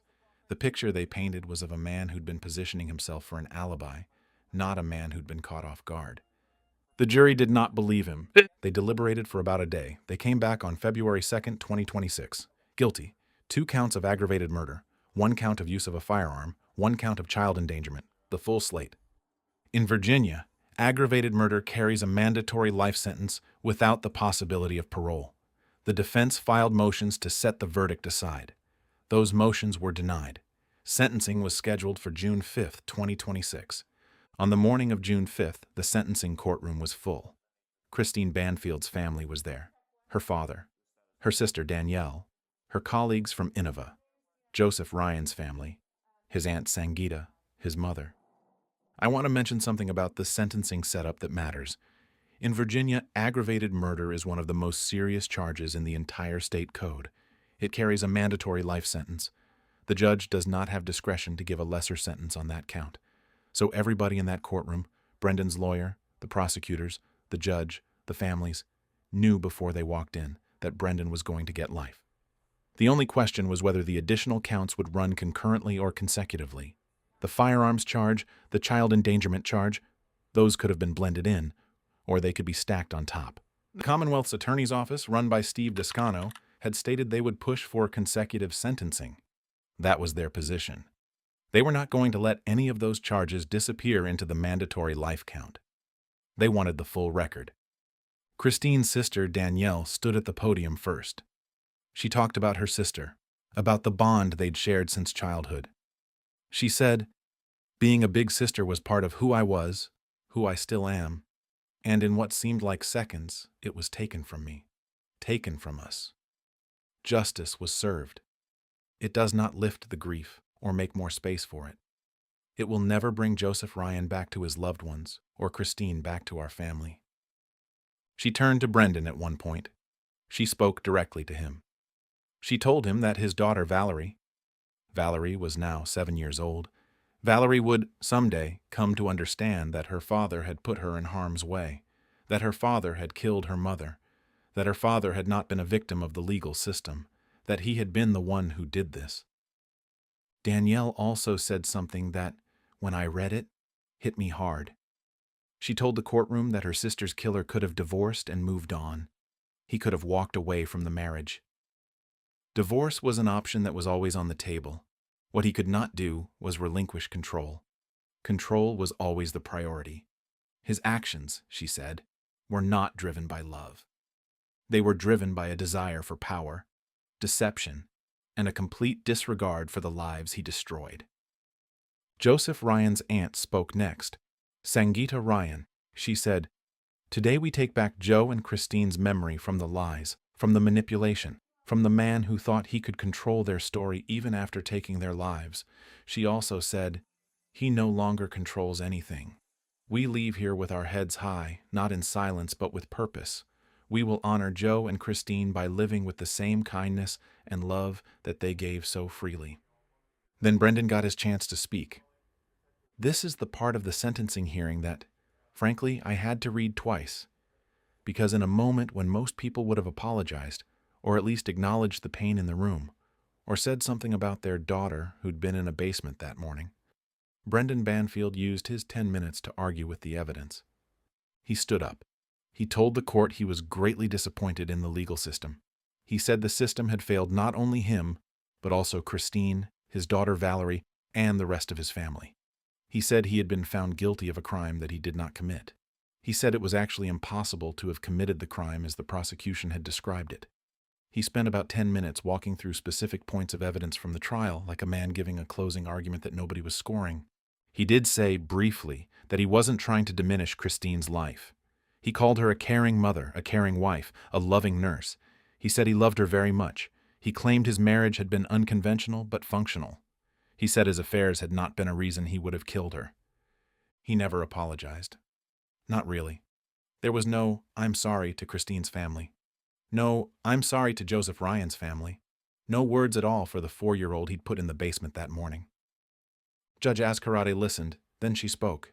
She said, and I'm pulling this directly from the court reporting, she said that in her entire career on the bench, she had only seen this particular kind of behavior twice before in her courtroom. She said, "Two individuals that carried no remorse calculated and planned their violent crimes and left many victims and devastation in their path." She said, looking at the evidence, looking at Brendan's testimony, it was apparent that she was once again looking at that same kind of evil. She said, "The disregard of the life of your wife, someone you supposedly loved, is almost unfathomable. Scheming for months, a master plan involving so many moving parts, including deception and manipulation, luring a completely innocent man into your deadly trap, continuing on after the murders without a care, and not once, thinking of the impact on your daughter." She said, "Brendan Banfield took everything from her." Then she pronounced sentence, life in prison, without the possibility of parole, plus consecutive prison sentences for the firearm offense and the child endangerment. He would not be eligible for any sentencing credit. He would not be eligible for early release. He would die in a Virginia state prison. Brendan Banfield is 41 years old as he hears that.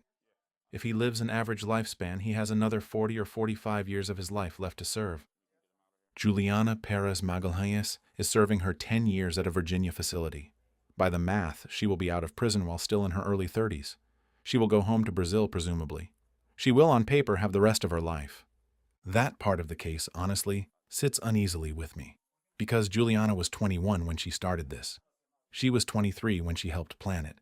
She was a willing participant. She drove the daughter to the car. She participated in the FetLife messages. According to the prosecution, she may have actually fired a weapon at Joseph Ryan herself. The plea deal she got, manslaughter 10 years, is a steep discount. And it's a discount she got because the prosecution needed her testimony to put Brendan away. That's how the legal system works. The smaller fish gets a deal in exchange for testimony against the bigger fish. It's how RICO cases get built. It's how a lot of conspiracies eventually break. And in this case, without Juliana's testimony, prosecutors may not have been able to convict Brendan of premeditated, first-degree aggravated murder. They might have been stuck with manslaughter or second degree. And he might have been out in 20 years. So the trade-off was, get Brendan for life, even if it means Juliana walks in 10. I don't have a clean answer about whether that's fair. I just know it's the math the prosecutors did, and the math their office stood by at the sentencing hearing. I want to come back to Christine for a minute, Because Christine is the part of this case that the news cycle keeps trying to bury under the lurid details, and I don't want to let that happen here. Christine was the sane nurse. She'd spent years of her career sitting with rape survivors, gathering the evidence, testifying in court. She knew, professionally, what a staged sexual assault looked like. She knew what investigators look for. She knew the playbook. Her husband had spent years of his career doing federal criminal investigations. He knew, professionally, what investigators look for, too. He thought he could outthink them. The thing that finally broke this case open wasn't a fingerprint or a confession or a smoking gun. It was a framed photograph on a bedside table. It was a man so unable to hide his own attachment to his lover that he kept her picture 8 months after the murder, in the room where the murder happened, where any police officer doing a routine walkthrough would see it. That detail, more than any other, is the one that stays with me, because it tells you what kind of person we're actually dealing with. Brendan Banfield's plan was very sophisticated on paper. The FetLife setup, the alibi at McDonald's, the way Joseph Ryan's own knife became the weapon, all of that was careful. But the human being behind the plan was not actually that careful. He couldn't help himself. He wanted the photograph there. He wanted to live in the bedroom with the woman he loved, even with the blood barely scrubbed out of the carpet. That's the gap that prosecutors walked through.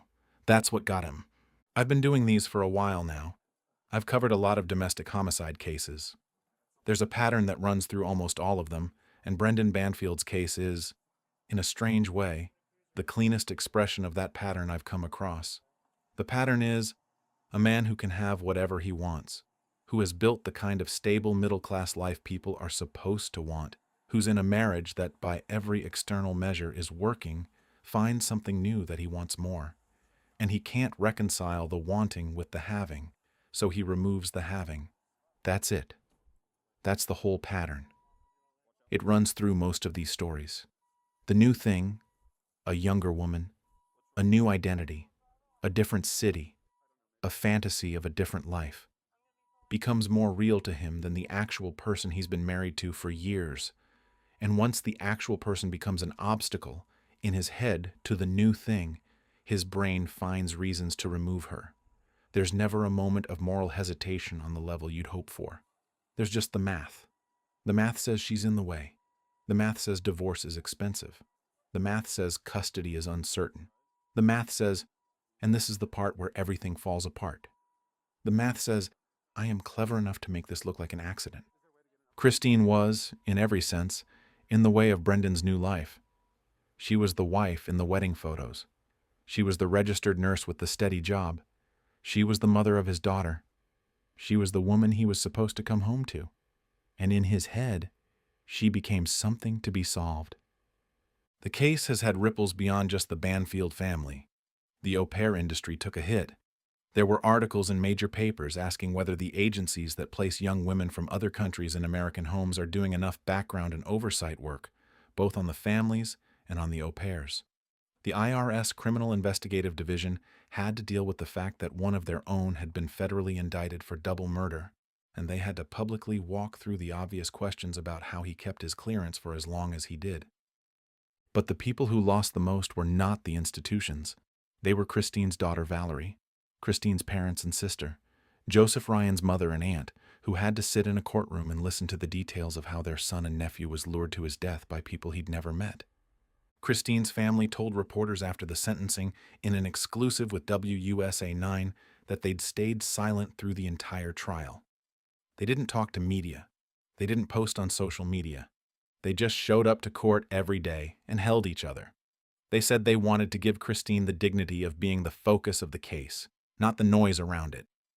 When the trial was over and the sentence was handed down, the first thing Christine's father said in the interview was simple. He said, "Why didn't you just leave?" That was the question. That was the only question. If you wanted out of the marriage, you could have left. You could have signed the papers. You could have moved out. You could have lived a smaller life with less money and split custody and seen Valerie on weekends and built something new with Juliana. He didn't. He chose to kill his wife instead, and to kill a stranger to make it look right, and to leave his 4-year-old waiting in a basement while it all happened. I started this video with Joseph Ryan driving toward a stranger's house in the morning. I want to end it with what he didn't know. He didn't know Christine. He'd never met her. He'd never heard her voice. He'd been talking to a man pretending to be her for weeks, on a website he'd thought was for adults to find consensual encounters. He thought he was about to meet a woman who wanted what he wanted. The instructions he'd been given by the person on the other end of those messages were very specific. He probably had questions. He probably had hesitations. But he'd been promised it was real. He'd been promised it was wanted. He showed up because he believed her. The woman he thought he was meeting was, in real life, a pediatric ICU nurse who'd spent the past decade of her career advocating for survivors of sexual violence. A woman who would have been horrified by the messages being sent in her name. A woman who would have, if she'd known what was happening, called the police herself. She didn't get the chance. Her husband made sure of that. Brendan Banfield will spend the rest of his life in a Virginia prison. Juliana Perez Magalhães will be out in about a decade. Joseph Ryan's family buried him 3 years ago. Christine's family is now raising her daughter. I want to say one more thing about Valerie before I let you go. She's 7 years old as I'm putting this video together. She was 4 when her mother was killed. The court records of this case will be public for the rest of her life. The FetLife messages, the photo on the bedside table, the basement where she waited to go to the zoo, all of it is in the public record now. At some point, she's going to be old enough to type her father's name into a search engine, and when she does, the whole thing is going to be there, waiting for her. I hope by the time she gets there, the people raising her have built her enough of a life that she can read it and still know she's loved. I hope she has therapists and cousins and the kind of grandmother who tells her, when she's older, about who her mother actually was. Not the woman in the headlines, but the sane nurse who answered the phone at 3 in the morning when somebody else's daughter needed help. I hope Valerie gets to grow up knowing her mother as a person before she ever has to know her as a case. That's the only mercy left in this story. That a 4-year-old gets to grow up. That she has a sister of her mother's, and a grandmother, and people who knew Christine before any of this happened, and who will tell her the right version when she's ready. If anything about this case stayed with you, Christine on the PICU floor caring for sick children, or Joseph Ryan's family standing in a courtroom 3 years after his death telling the man who killed him that they were taking the story back, or the photograph on the bedside table that nobody bothered to put away, leave a comment with what hit you. That was Brendan Banfield, convicted on both counts, no parole, 2 families finally with an answer. Last case in today's compilation, and for a lot of you, this one will need no introduction. London, March 3rd, 2021. A 33-year-old marketing executive walking home from a friend's house in South London is stopped by a serving Met police officer who tells her she's being arrested for breaching COVID restrictions. She isn't. Wayne Couzens. Wayne Couzens will spend the rest of his life behind bars. He will not see the light of day again.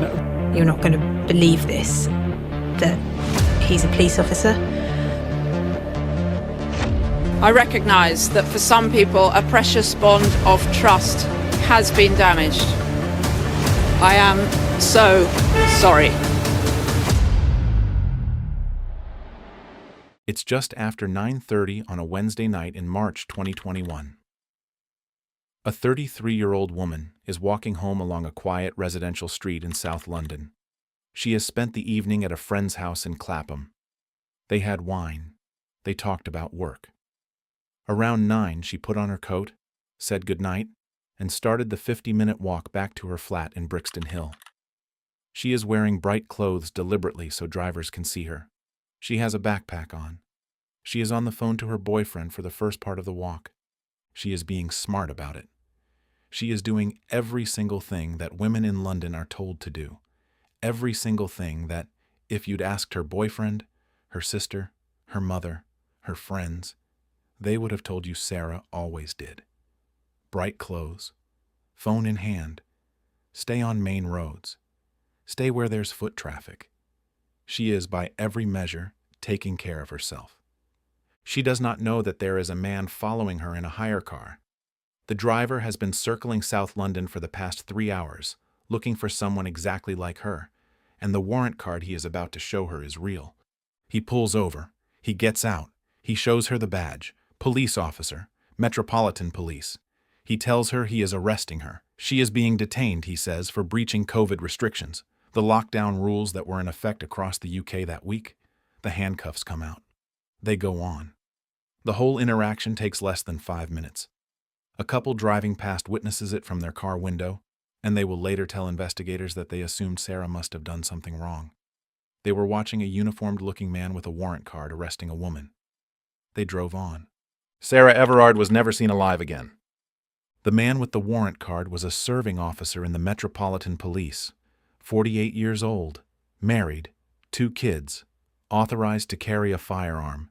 He had finished a 12-hour shift that morning, guarding the United States Embassy in London. He was, on paper, one of the most vetted people in British law enforcement. His name is Wayne Couzens. The way he used his badge that night, and what he did with the woman he had handcuffed, became one of the most consequential criminal cases in modern British history. It tore the public's trust in policing apart. It led to a national reckoning about violence against women, about who polices the police, and about how a man with the warning signs Wayne Couzens had been giving off for at least 6 years was ever in a uniform at all. What I want to walk you through today is the full picture of this case, who Sarah Everard actually was, because she deserves more than the photo in the news cycle, who Couzens actually was, because the badge is the entire story, and what's come out in the years since the trial, about the indecent exposure incidents that were reported and ignored, about the nickname his colleagues had for him years before he killed anyone, about the WhatsApp group, and about how many cracks the system had to leave open for this to happen. If you do true crime, hit subscribe before we get into it. Takes 2 seconds, totally free, and it helps me keep doing these long-form deep dives. Quick warning, I'm going to handle the worst of this case carefully. There are details from the sentencing hearing that are public record, but I'm not going to walk through them graphically. The point of this video isn't to upset you, it's to make sure you understand how this happened. Let me back up and tell you who Sarah was, because every report on this case I read while preparing it managed to make her somehow smaller than she was. Sarah Everard was 33 years old. She had grown up in York, in the north of England. Her parents, Jeremy and Susan Everard, her brother James, her sister Katie, by every account from people who knew the family, the Everards were the kind of family that, if you grew up in their orbit, you wanted to grow up in. Sarah was the middle child, smart, funny, the kind of person who, by friends' accounts at her funeral, was the one who actually answered when you texted her, the one who remembered birthdays, the one who showed up. Her parents were both academics, her father a professor of mechanical engineering at the University of York. Sarah had grown up in an academic household where curiosity and hard work were part of the everyday. School came easily to her. She was the kind of student who didn't make a big deal about her grades, but always had them. By 6th form, she was set on Durham University, one of the most competitive universities in the UK after Oxford and Cambridge. She got in, she studied geography, she graduated. She had gone to Durham University. After that, she had moved to London, the way ambitious young Brits do, and worked her way into the marketing department of a media company called Aceville Publications.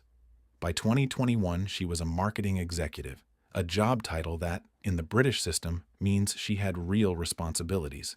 She managed campaigns. She had a salary that let her afford a flat in Brixton Hill, which is a vibrant part of South London, popular with young professionals. She was, by every description her family ever gave of her, doing fine, building a life. The friends she had made in London were a tight group. Most of them, in the days and weeks after she disappeared, became part of the public face of the case, sitting at the front of memorial events, releasing statements, going on the BBC to talk about what kind of person she actually was. They described her, almost without exception, the same way. Reliable. Funny. The friend who texted you back, who showed up to the hospital when your dad was sick, who if you had to move flats on a Saturday would help you carry boxes for 8 hours straight and not complain about it. She had been with her boyfriend for about a year. They were not yet living together but were close enough that they spoke every day. The two of them, by his testimony later, were the kind of couple that texts good morning and good night, and on the night she disappeared, she was telling him about her evening on the phone for the first part of her walk home. He was the one who, the next morning, when she didn't reply to his messages or show up at work, called the police.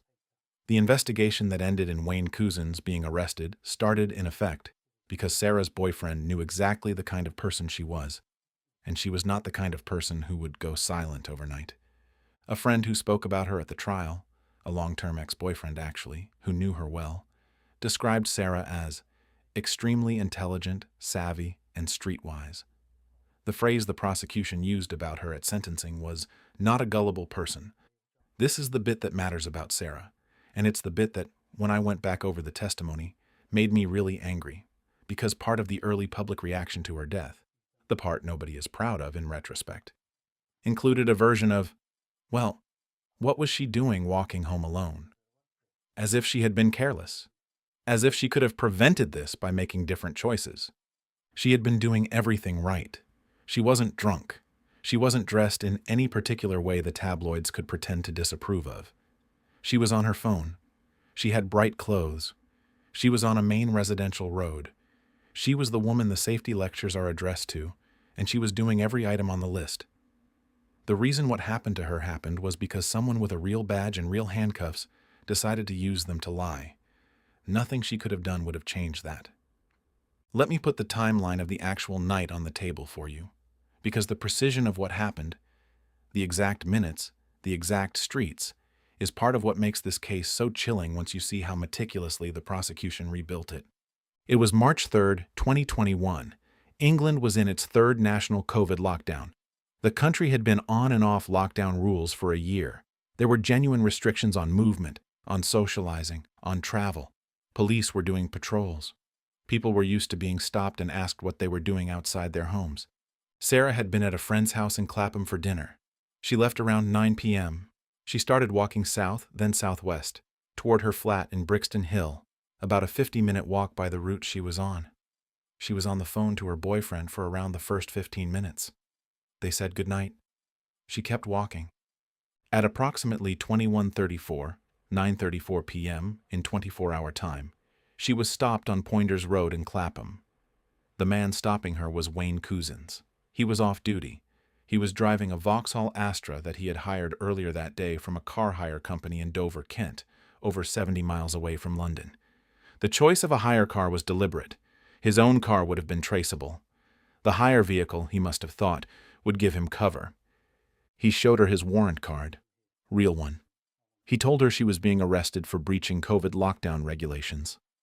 Couzens had worked COVID patrols in January 2021, so he knew the actual language an officer would use, the formal phrasing of an arrest under those specific rules.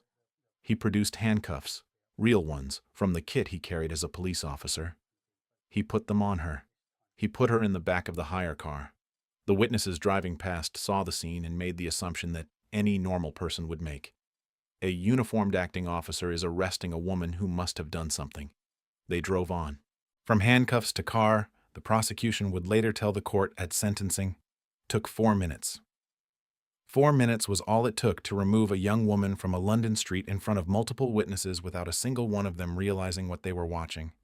He drove her south, out of London, down through Kent, roughly 80 miles. He stopped at some point and transferred her to his own personal car. He drove to a remote rural area in Kent that he knew well.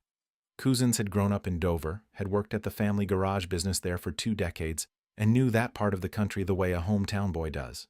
I am not going to walk through what happened in that car or in those woods that night.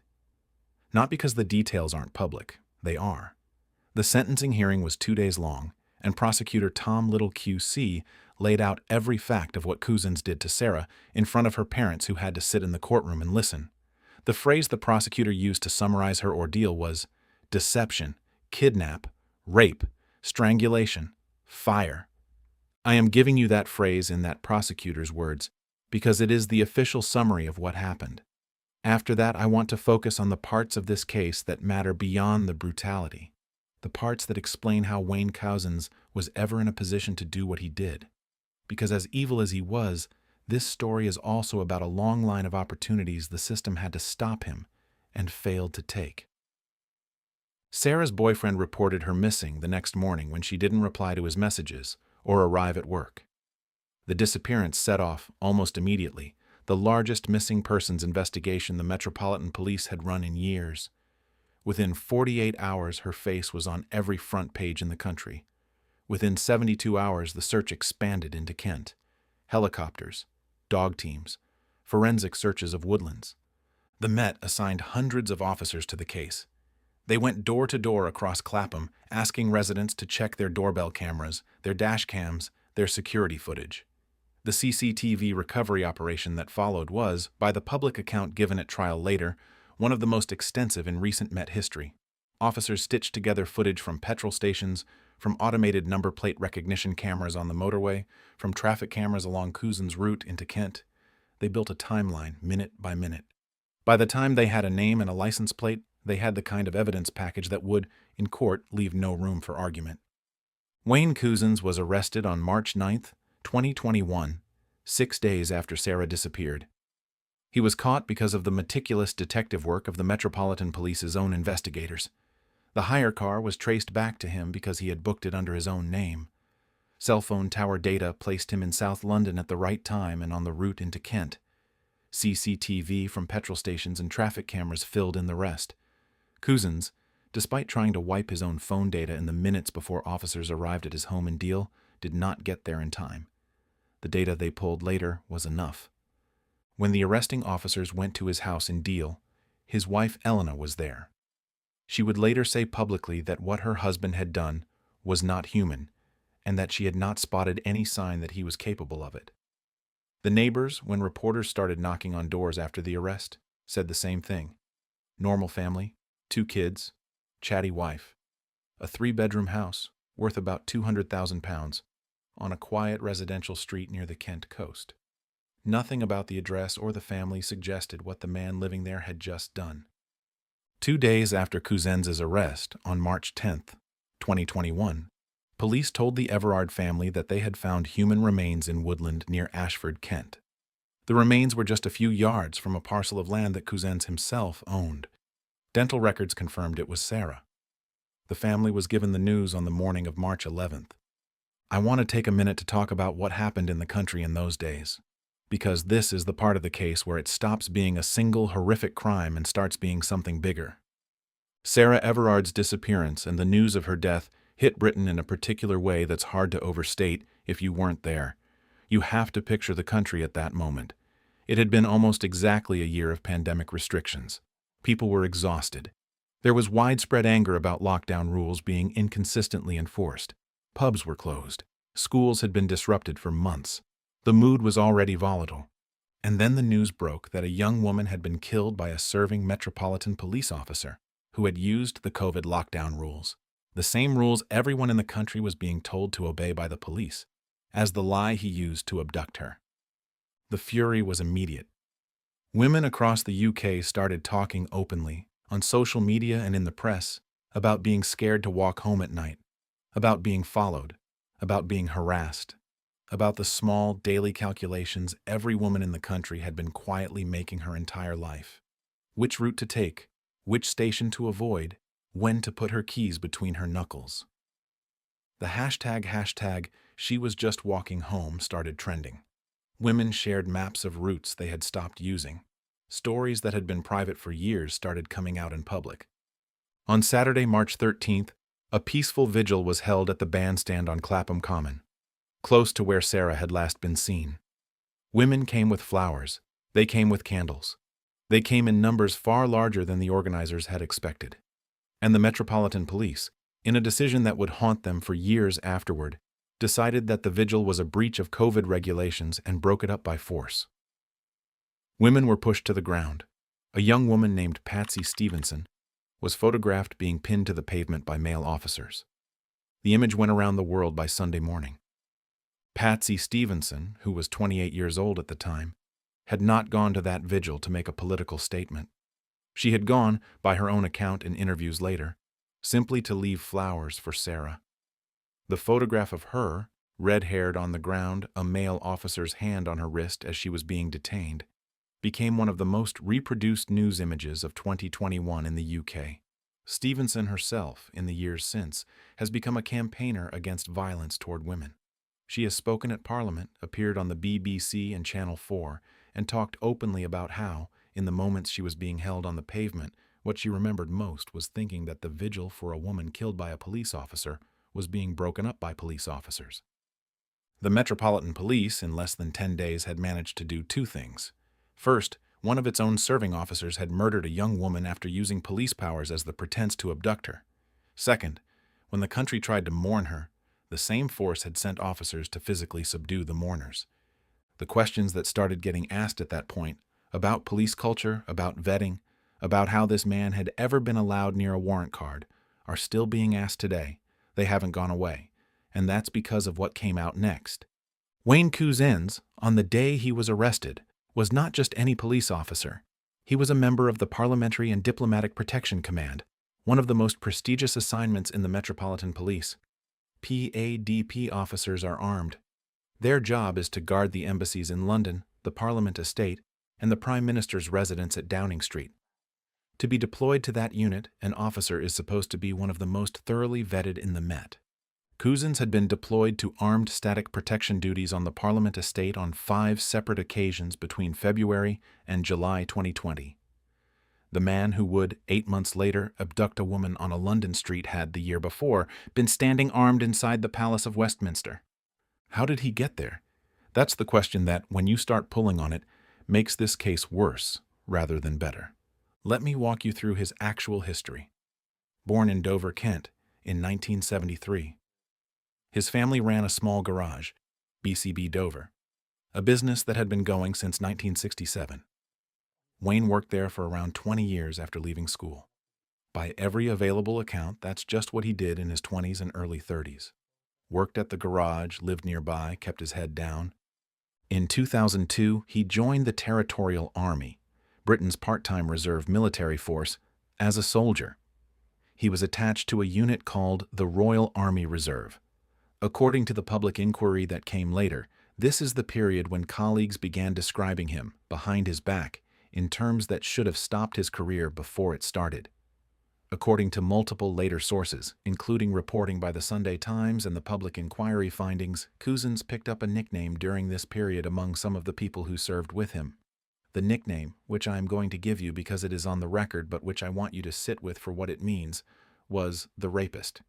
Some colleagues used the word as a joke. Some used it more seriously. None of them, as far as anyone has been able to find, reported anything formally.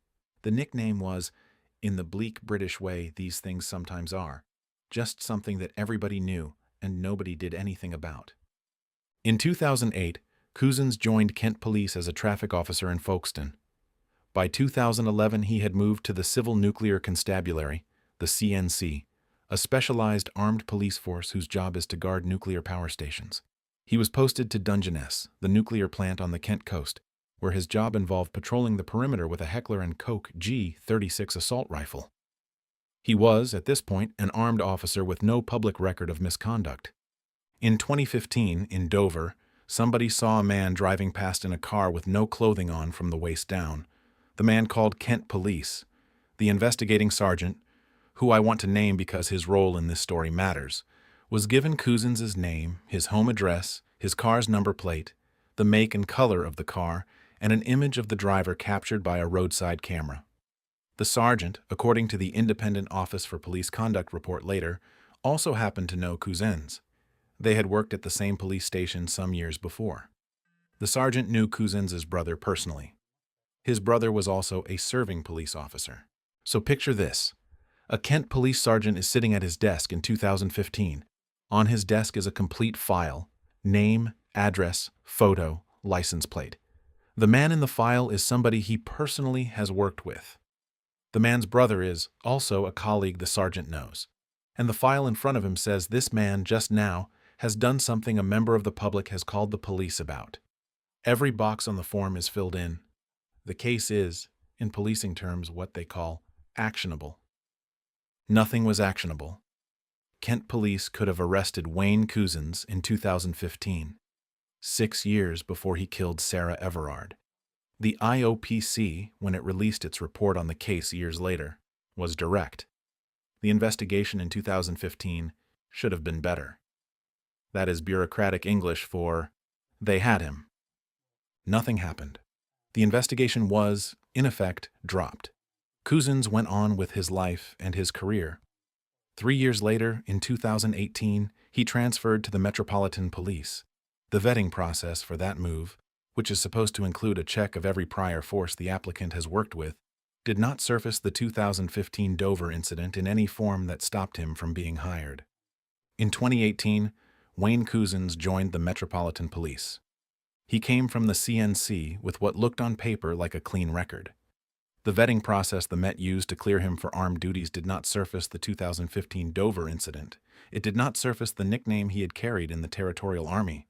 By February 2020, he had been promoted to the Parliamentary and Diplomatic Protection Command, Britain's most sensitive armed protection role. He was at this point the kind of officer who, when he showed his warrant card to a woman on a London street, would be believed without question. Now I want to walk you through something that did not become public until after his sentencing in 2021. Because the picture of Cousins in the years immediately before he killed Sarah is the picture that, when you finally see it, tells you the system was not just failing to catch him. The system was actively friendly to him. In February of 2019, while he was still at the CNC but about to transfer to the Metropolitan Police, Wayne Cousins was a member of a WhatsApp group with 7 other officers. The group was called Bottle and Stoppers / Atkins Puppets. All of the officers in the group came from the Civil Nuclear Constabulary. Most of them transferred to the Met around the same time he did. The messages in that WhatsApp group, which were uncovered by police investigators after Cousins's arrest in 2021, became public only after all related criminal proceedings concluded in 2023. The Independent Office for Police Conduct released the full set. They were, in the words of the prosecutor in a related trial, grossly racist, sexist, misogynistic. I'm not going to read the worst of them. They are part of the public record if you want to find them. The shape of what they contained, though, is this: jokes about raping women, including unconscious women and victims of domestic abuse. Jokes about tasering children, racist comments about specific neighborhoods of London, comments equating Muslim communities with terrorists, casual fantasies exchanged between serving and incoming officers about committing acts of violence against people they were supposed to be protecting.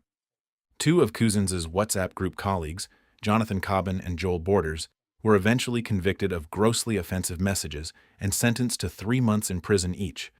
4 others, Gary Bailey, Matthew Forster, William Neville, and Daniel Comfort, lost their jobs.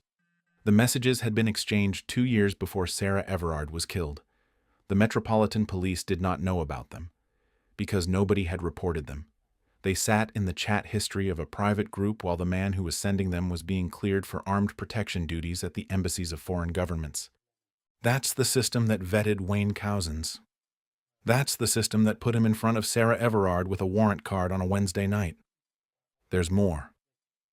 November 13th, 2020, about 4 months before the murder. Wayne Cousins, who was supposed to be working from home in Deal on a Met shift, was instead in a rural area of Kent in his personal car. A female cyclist was passing through the area.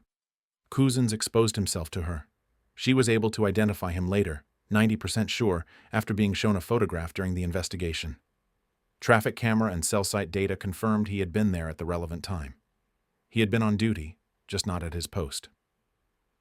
February 14th, 2021, Valentine's Day, 2 weeks and 4 days before Sarah died, Wayne Cousins drove to a drive-through fast food restaurant in Swanley, Kent. He exposed himself to the female staff while handing over his credit card to pay for his order.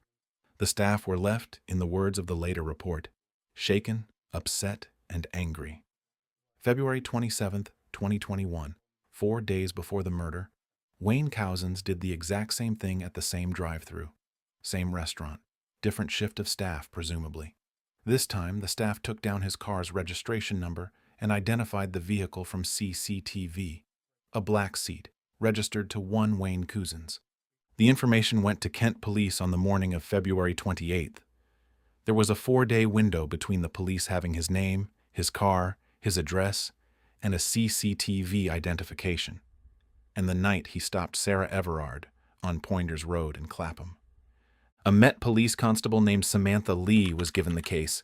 Her job was to investigate the indecent exposure incident, follow up on the CCTV identification, and act on it. According to the Independent Office for Police Conduct finding years later, she failed to properly investigate, and she lied about not having been shown the CCTV of his car. Lee was eventually found guilty of misconduct in a 2023 disciplinary panel and dismissed from the force without notice. The dismissal came 2 years after Sarah died. The detail that gets to me about PC Lee's case isn't the lying. It's the casualness of the failure that the lying was covering up. She wasn't a corrupt officer protecting a friend. She wasn't part of any conspiracy.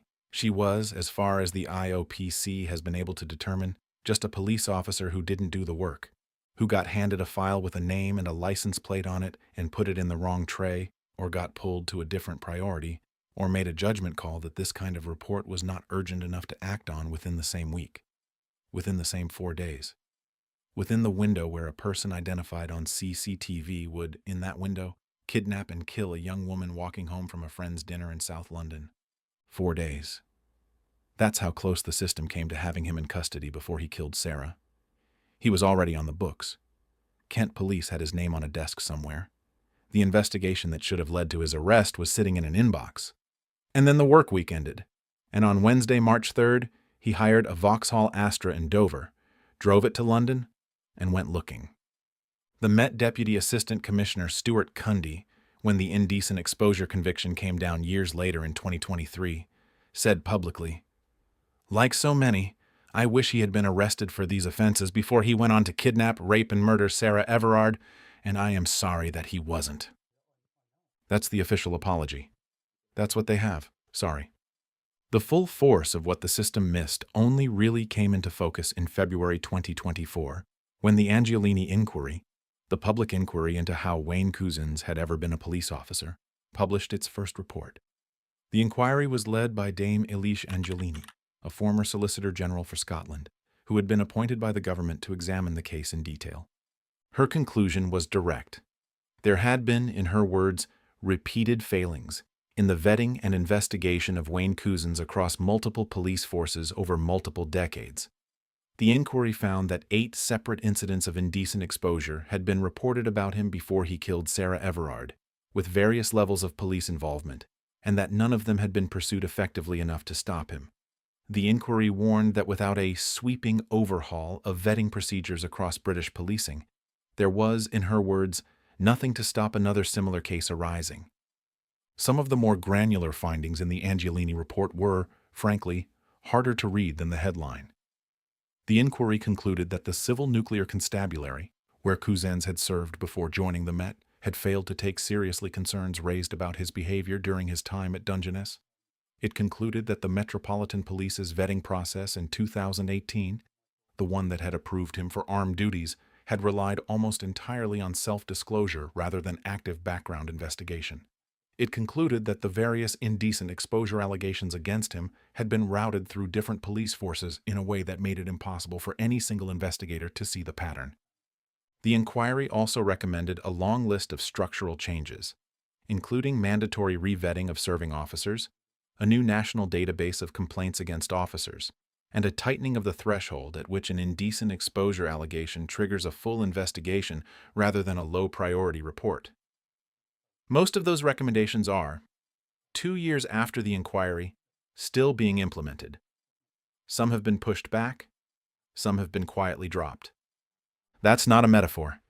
That's a public inquiry, led by a dame of the British Empire, telling the country in writing that the next Wayne Couzens is, by default, still possible. Couzens pleaded guilty in stages.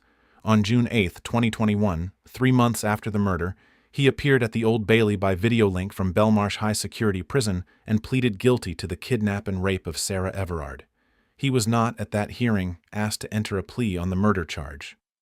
The judge, Justice Adrian Fulford, set a further hearing for July 9th.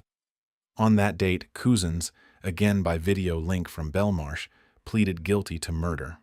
Sarah's parents, Jeremy and Susan, sat in the courtroom for that hearing. They had been preparing themselves for months, ever since the body was found, for the possibility of a trial. The guilty plea spared them that. It did not spare them what was about to come. The sentencing hearing took place at the Old Bailey on September 29th and 30th, 2021. 2 days. Prosecutor Tom Little QC laid out the timeline, the planning, the evidence. every step from the hire car booking through the abduction through the cover-up. Cousins' defense barrister, Jim Sturman, argued for leniency on the grounds that the guilty plea had spared the family the agony of a trial. The argument took about 20 minutes. By every account from journalists in the courtroom, it landed badly. Sarah's mother, at one point, raised her hands in a gesture that looked to observers like a quiet, exhausted protest. Sarah's parents and her sister Katie addressed the court. Their statements were short and devastating. Susan Everard, Sarah's mother, said that the last moments of her daughter's life do not bear thinking about, but that as her mother, she had to think about them anyway, every day, and that she would for the rest of her own life. Jeremy Everard, Sarah's father, addressed Cousins directly across the courtroom and said he wanted the man who killed his daughter to think about Sarah every day, at the same time he had been killed. He said he hoped Cousins was tormented. Katie Everard, Sarah's sister, said that she had lost not only her sister but her best friend. The Everard family sat in the front row of the Old Bailey through both days of the hearing. They did not look at Cousins, who was attending by video link from Belmarsh Prison, when his image appeared on the courtroom screens. On September 30th, 2021, Justice Adrian Fulford handed down the sentence. He used the words that have since been quoted in nearly every article written about the case. He told Cousins that Sarah Everard had been a wholly blameless victim of a grotesquely executed series of offenses. He told him that the misuse of a police officer's role to kidnap, attack, and murder a victim was, in his judgment, of equal seriousness as a murder carried out for the purpose of advancing a political, religious, racial, or ideological cause. Both situations, he said, attack the fundamental underpinning of democratic life. And then he handed down the rarest sentence in the English legal system: a whole life order. Not a life sentence with the possibility of parole after some number of decades. A whole life order. Cousins would never be released. He would die in prison. There would be no review. Whole life orders in the UK are reserved for the worst category of murder: mass killers, sadistic child killers, serial killers. Until Cousins, no British police officer had ever received one for a murder committed in the course of abusing police powers. He was the first. Cressida Dick, the commissioner of the Metropolitan Police at the time, called the case one of the most dreadful events in the 190-year history of the Metropolitan Police Service. Within months, calls for her resignation grew loud enough that she eventually stepped down. The Met has had 2 commissioners since. The pressure on Cressida Dick was, in the months between Cousins' sentencing and her resignation, relentless. Member of Parliament Harriet Harman wrote her an open letter formally asking her to step down, arguing that women need to be confident that the police are there to make them safe, not to put them at risk. Other MPs joined the call. Then, in early 2022, when a separate scandal broke about racist and misogynistic messages exchanged between officers at Charing Cross Police Station, the Mayor of London, Sadiq Khan, publicly withdrew his confidence in her leadership. She announced her resignation on February 10, 2022, less than 5 months after Cousins had been sentenced. Her replacement, Sir Mark Rowley, was sworn in that September with a public mandate to fundamentally rebuild the Met from the inside. Sarah's family released a statement after the sentence. The line that has stuck with me from that statement is short. They said that nothing could bring Sarah back, but knowing that the man who took her would be imprisoned forever brought some relief. That was as close to closure as the legal system could give them. In March 2023, Cousins was brought back to court for the indecent exposure charges, the 3 incidents from late 2020 and early 2021 that he had not been charged with at the time. He pleaded guilty. He was sentenced to an additional 19 months in prison, which, given that he was already serving a whole life order, was effectively symbolic. The point of the sentence was the record. It put on paper that the man who had murdered Sarah Everard had, in the months leading up to the murder, given the police 3 additional documented opportunities to find him, and they had missed all of them. Almost as soon as Cousins was sentenced for Sarah's murder, the Metropolitan Police started having to confront the question of how alone he really was. 2 days after the September 30th sentencing, the Met arrested another officer from Cousins' exact unit, Parliamentary and Diplomatic Protection, on rape charges. His name was David Carrick. He had been in the same armed unit. He had guarded Downing Street. By the time his case was investigated, he was charged with offenses against 12 women over a span of 17 years. He pleaded guilty to 49 separate offenses, including 24 counts of rape. In February 2023, Carrick was given 36 life sentences. Like Cousins, he is now serving them in prison and will never be released. 2 men, same unit, same Met Police badge, same access to the most sensitive armed protection role in British policing. The pattern was no longer something the Met could brush off as one bad apple. It was institutional. There were other names that emerged in the months and years that followed. Officers in different forces who had been the subject of complaints that had never been properly investigated. Officers who had been convicted of domestic abuse and kept their jobs. Officers who had been moved between forces with a quiet handshake instead of a formal disciplinary record. A 2023 review by Baroness Casey of the Metropolitan Police, commissioned in the wake of Cousins, concluded that the Met was institutionally racist, misogynistic, and homophobic. Those were her exact findings in writing on the front page of the report. The commissioner who had been in office at the time of Cousins, Cressida Dick, had already resigned by then, in February 2022, after losing the confidence of the London Mayor Sadiq Khan. The Met now operates under a different commissioner, Sir Mark Rowley, who took over in September 2022, and is, according to its own public reporting, in the middle of a multi-year overhaul of vetting procedures, complaint handling, and disciplinary processes. Whether the overhaul is real, or whether it is what veterans of British policing call performative reform, paper changes that look good in press releases but don't move the needle on the ground, is something that will only be known in a decade by what does or doesn't happen next. I want to come back to Sarah because she is the reason this case matters, and the public conversation about Cousins has, by sheer volume, almost drowned her out. Sarah Everard was a 33-year-old marketing executive from York who lived in Brixton Hill and worked in London. She had a family who loved her, a boyfriend who called the police the moment she didn't respond to his texts, and friends who described her at her funeral as funny and kind and reliable. By every account, she had been good at her job and was building toward a future. She was, on the evening of March 3, 2021, doing nothing more dangerous than walking home from a dinner with a friend. The phrase her family used in their statement to the court is the phrase "I'll close on," because it's theirs and not mine. They said that Sarah was bright and beautiful, that she was a wonderful daughter and sister, that she was kind and thoughtful, caring, dependable. They said she always took the time to talk to people, that she had so much to live for. And they said that her death had left them with an emptiness that nothing could fill. A whole life order means that somewhere in a British prison cell tonight, Wayne Cousins is alive and Sarah Everard is not. He is 50 years old. He will likely live another 30 years. He will live every one of those years inside. There has been an enormous public reckoning about policing in Britain because of this case. Met Commissioner Cressida Dick stepped down. A public inquiry was launched. New vetting procedures across British forces are slowly being implemented. The Met announced it would no longer deploy plainclothes officers alone, only in pairs. Charities, MPs, and women's safety organizations have used Sarah's death to push for changes that, in some cases, are happening, and in others are not. Whether any of these changes catch the next Wayne Cousins is, as Dame Elish Angiolini's inquiry put it, an open question. What I keep coming back to, when I think about how this case unfolded, and the reason I wanted to make this video carefully, is the small, ordinary moments where the system had Wayne Cousins in its hands and let him go. Dover, 2015.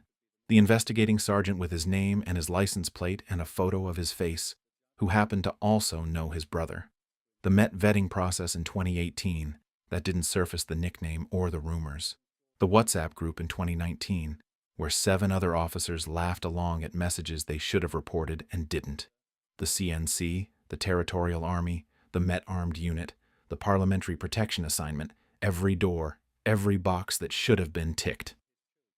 The night he stopped her on Pointers Road, the warrant card he showed her was real because all the warning signs that should have taken it away from him years earlier had been ignored, downgraded, joked about, or filed and forgotten.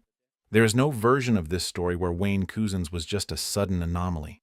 He was, by the time he killed Sarah Everard, the predictable product of every shortcut the system had taken. If you stuck with me through this one, thank you. I know it's a heavy case, and I tried to handle it in a way that respected Sarah and her family, without skipping the parts of the story that need to be on the record. If there's a detail that stayed with you, the 4-minute kidnap, the witnesses who drove past and assumed she was being arrested, the 4-day gap between the Kent police having his name and his next attack, the WhatsApp group, the public inquiry that says it could happen again, leave a comment with what hit you. I read all of them. One last thing before I sign off. There's a small detail from the timeline that I don't think gets covered enough, and I want to leave you with it. The morning of March 3rd, 2021, the day Sarah Everard would die, Wayne Couzens finished a 12-hour overnight shift at the United States Embassy in London at 7 a.m. He went home. He had several hours during the day. He could have slept, spent the afternoon with his wife and his 2 kids, done literally anything ordinary. What he did after that shift ended was drive down to Kent to pick up a hire car he had pre-booked the day before. He drove back to London with that car. He spent the afternoon and evening cruising the streets of South London looking, and by 9:34 in the evening, he had found her. He had been planning this all week. While the rest of his armed protection unit was guarding the building that houses American diplomats in London, Wayne Couzens had been quietly turning the badge he wore to work into the most lethal weapon he had ever held. Take care of yourselves out there. Hug whoever you can. I'll see you in the next one. That's the compilation. 3 cases, 3 families still living with what was done to them years later. And here's the part I still can't quite shake. None of these killings, in the version they actually played out, would have happened if you took the badge out of the equation. Strip the warrant card, the federal credentials, the retired cop reputation, and the victim almost certainly walks away from the moment alive. The killer in every one of these stories wasn't dangerous in spite of his job. He was dangerous because of it. If this compilation worked for you, hit subscribe, drop a comment telling me which of the 3 hit you the hardest. I read all of them. Take care of yourselves out there. See you in the next one.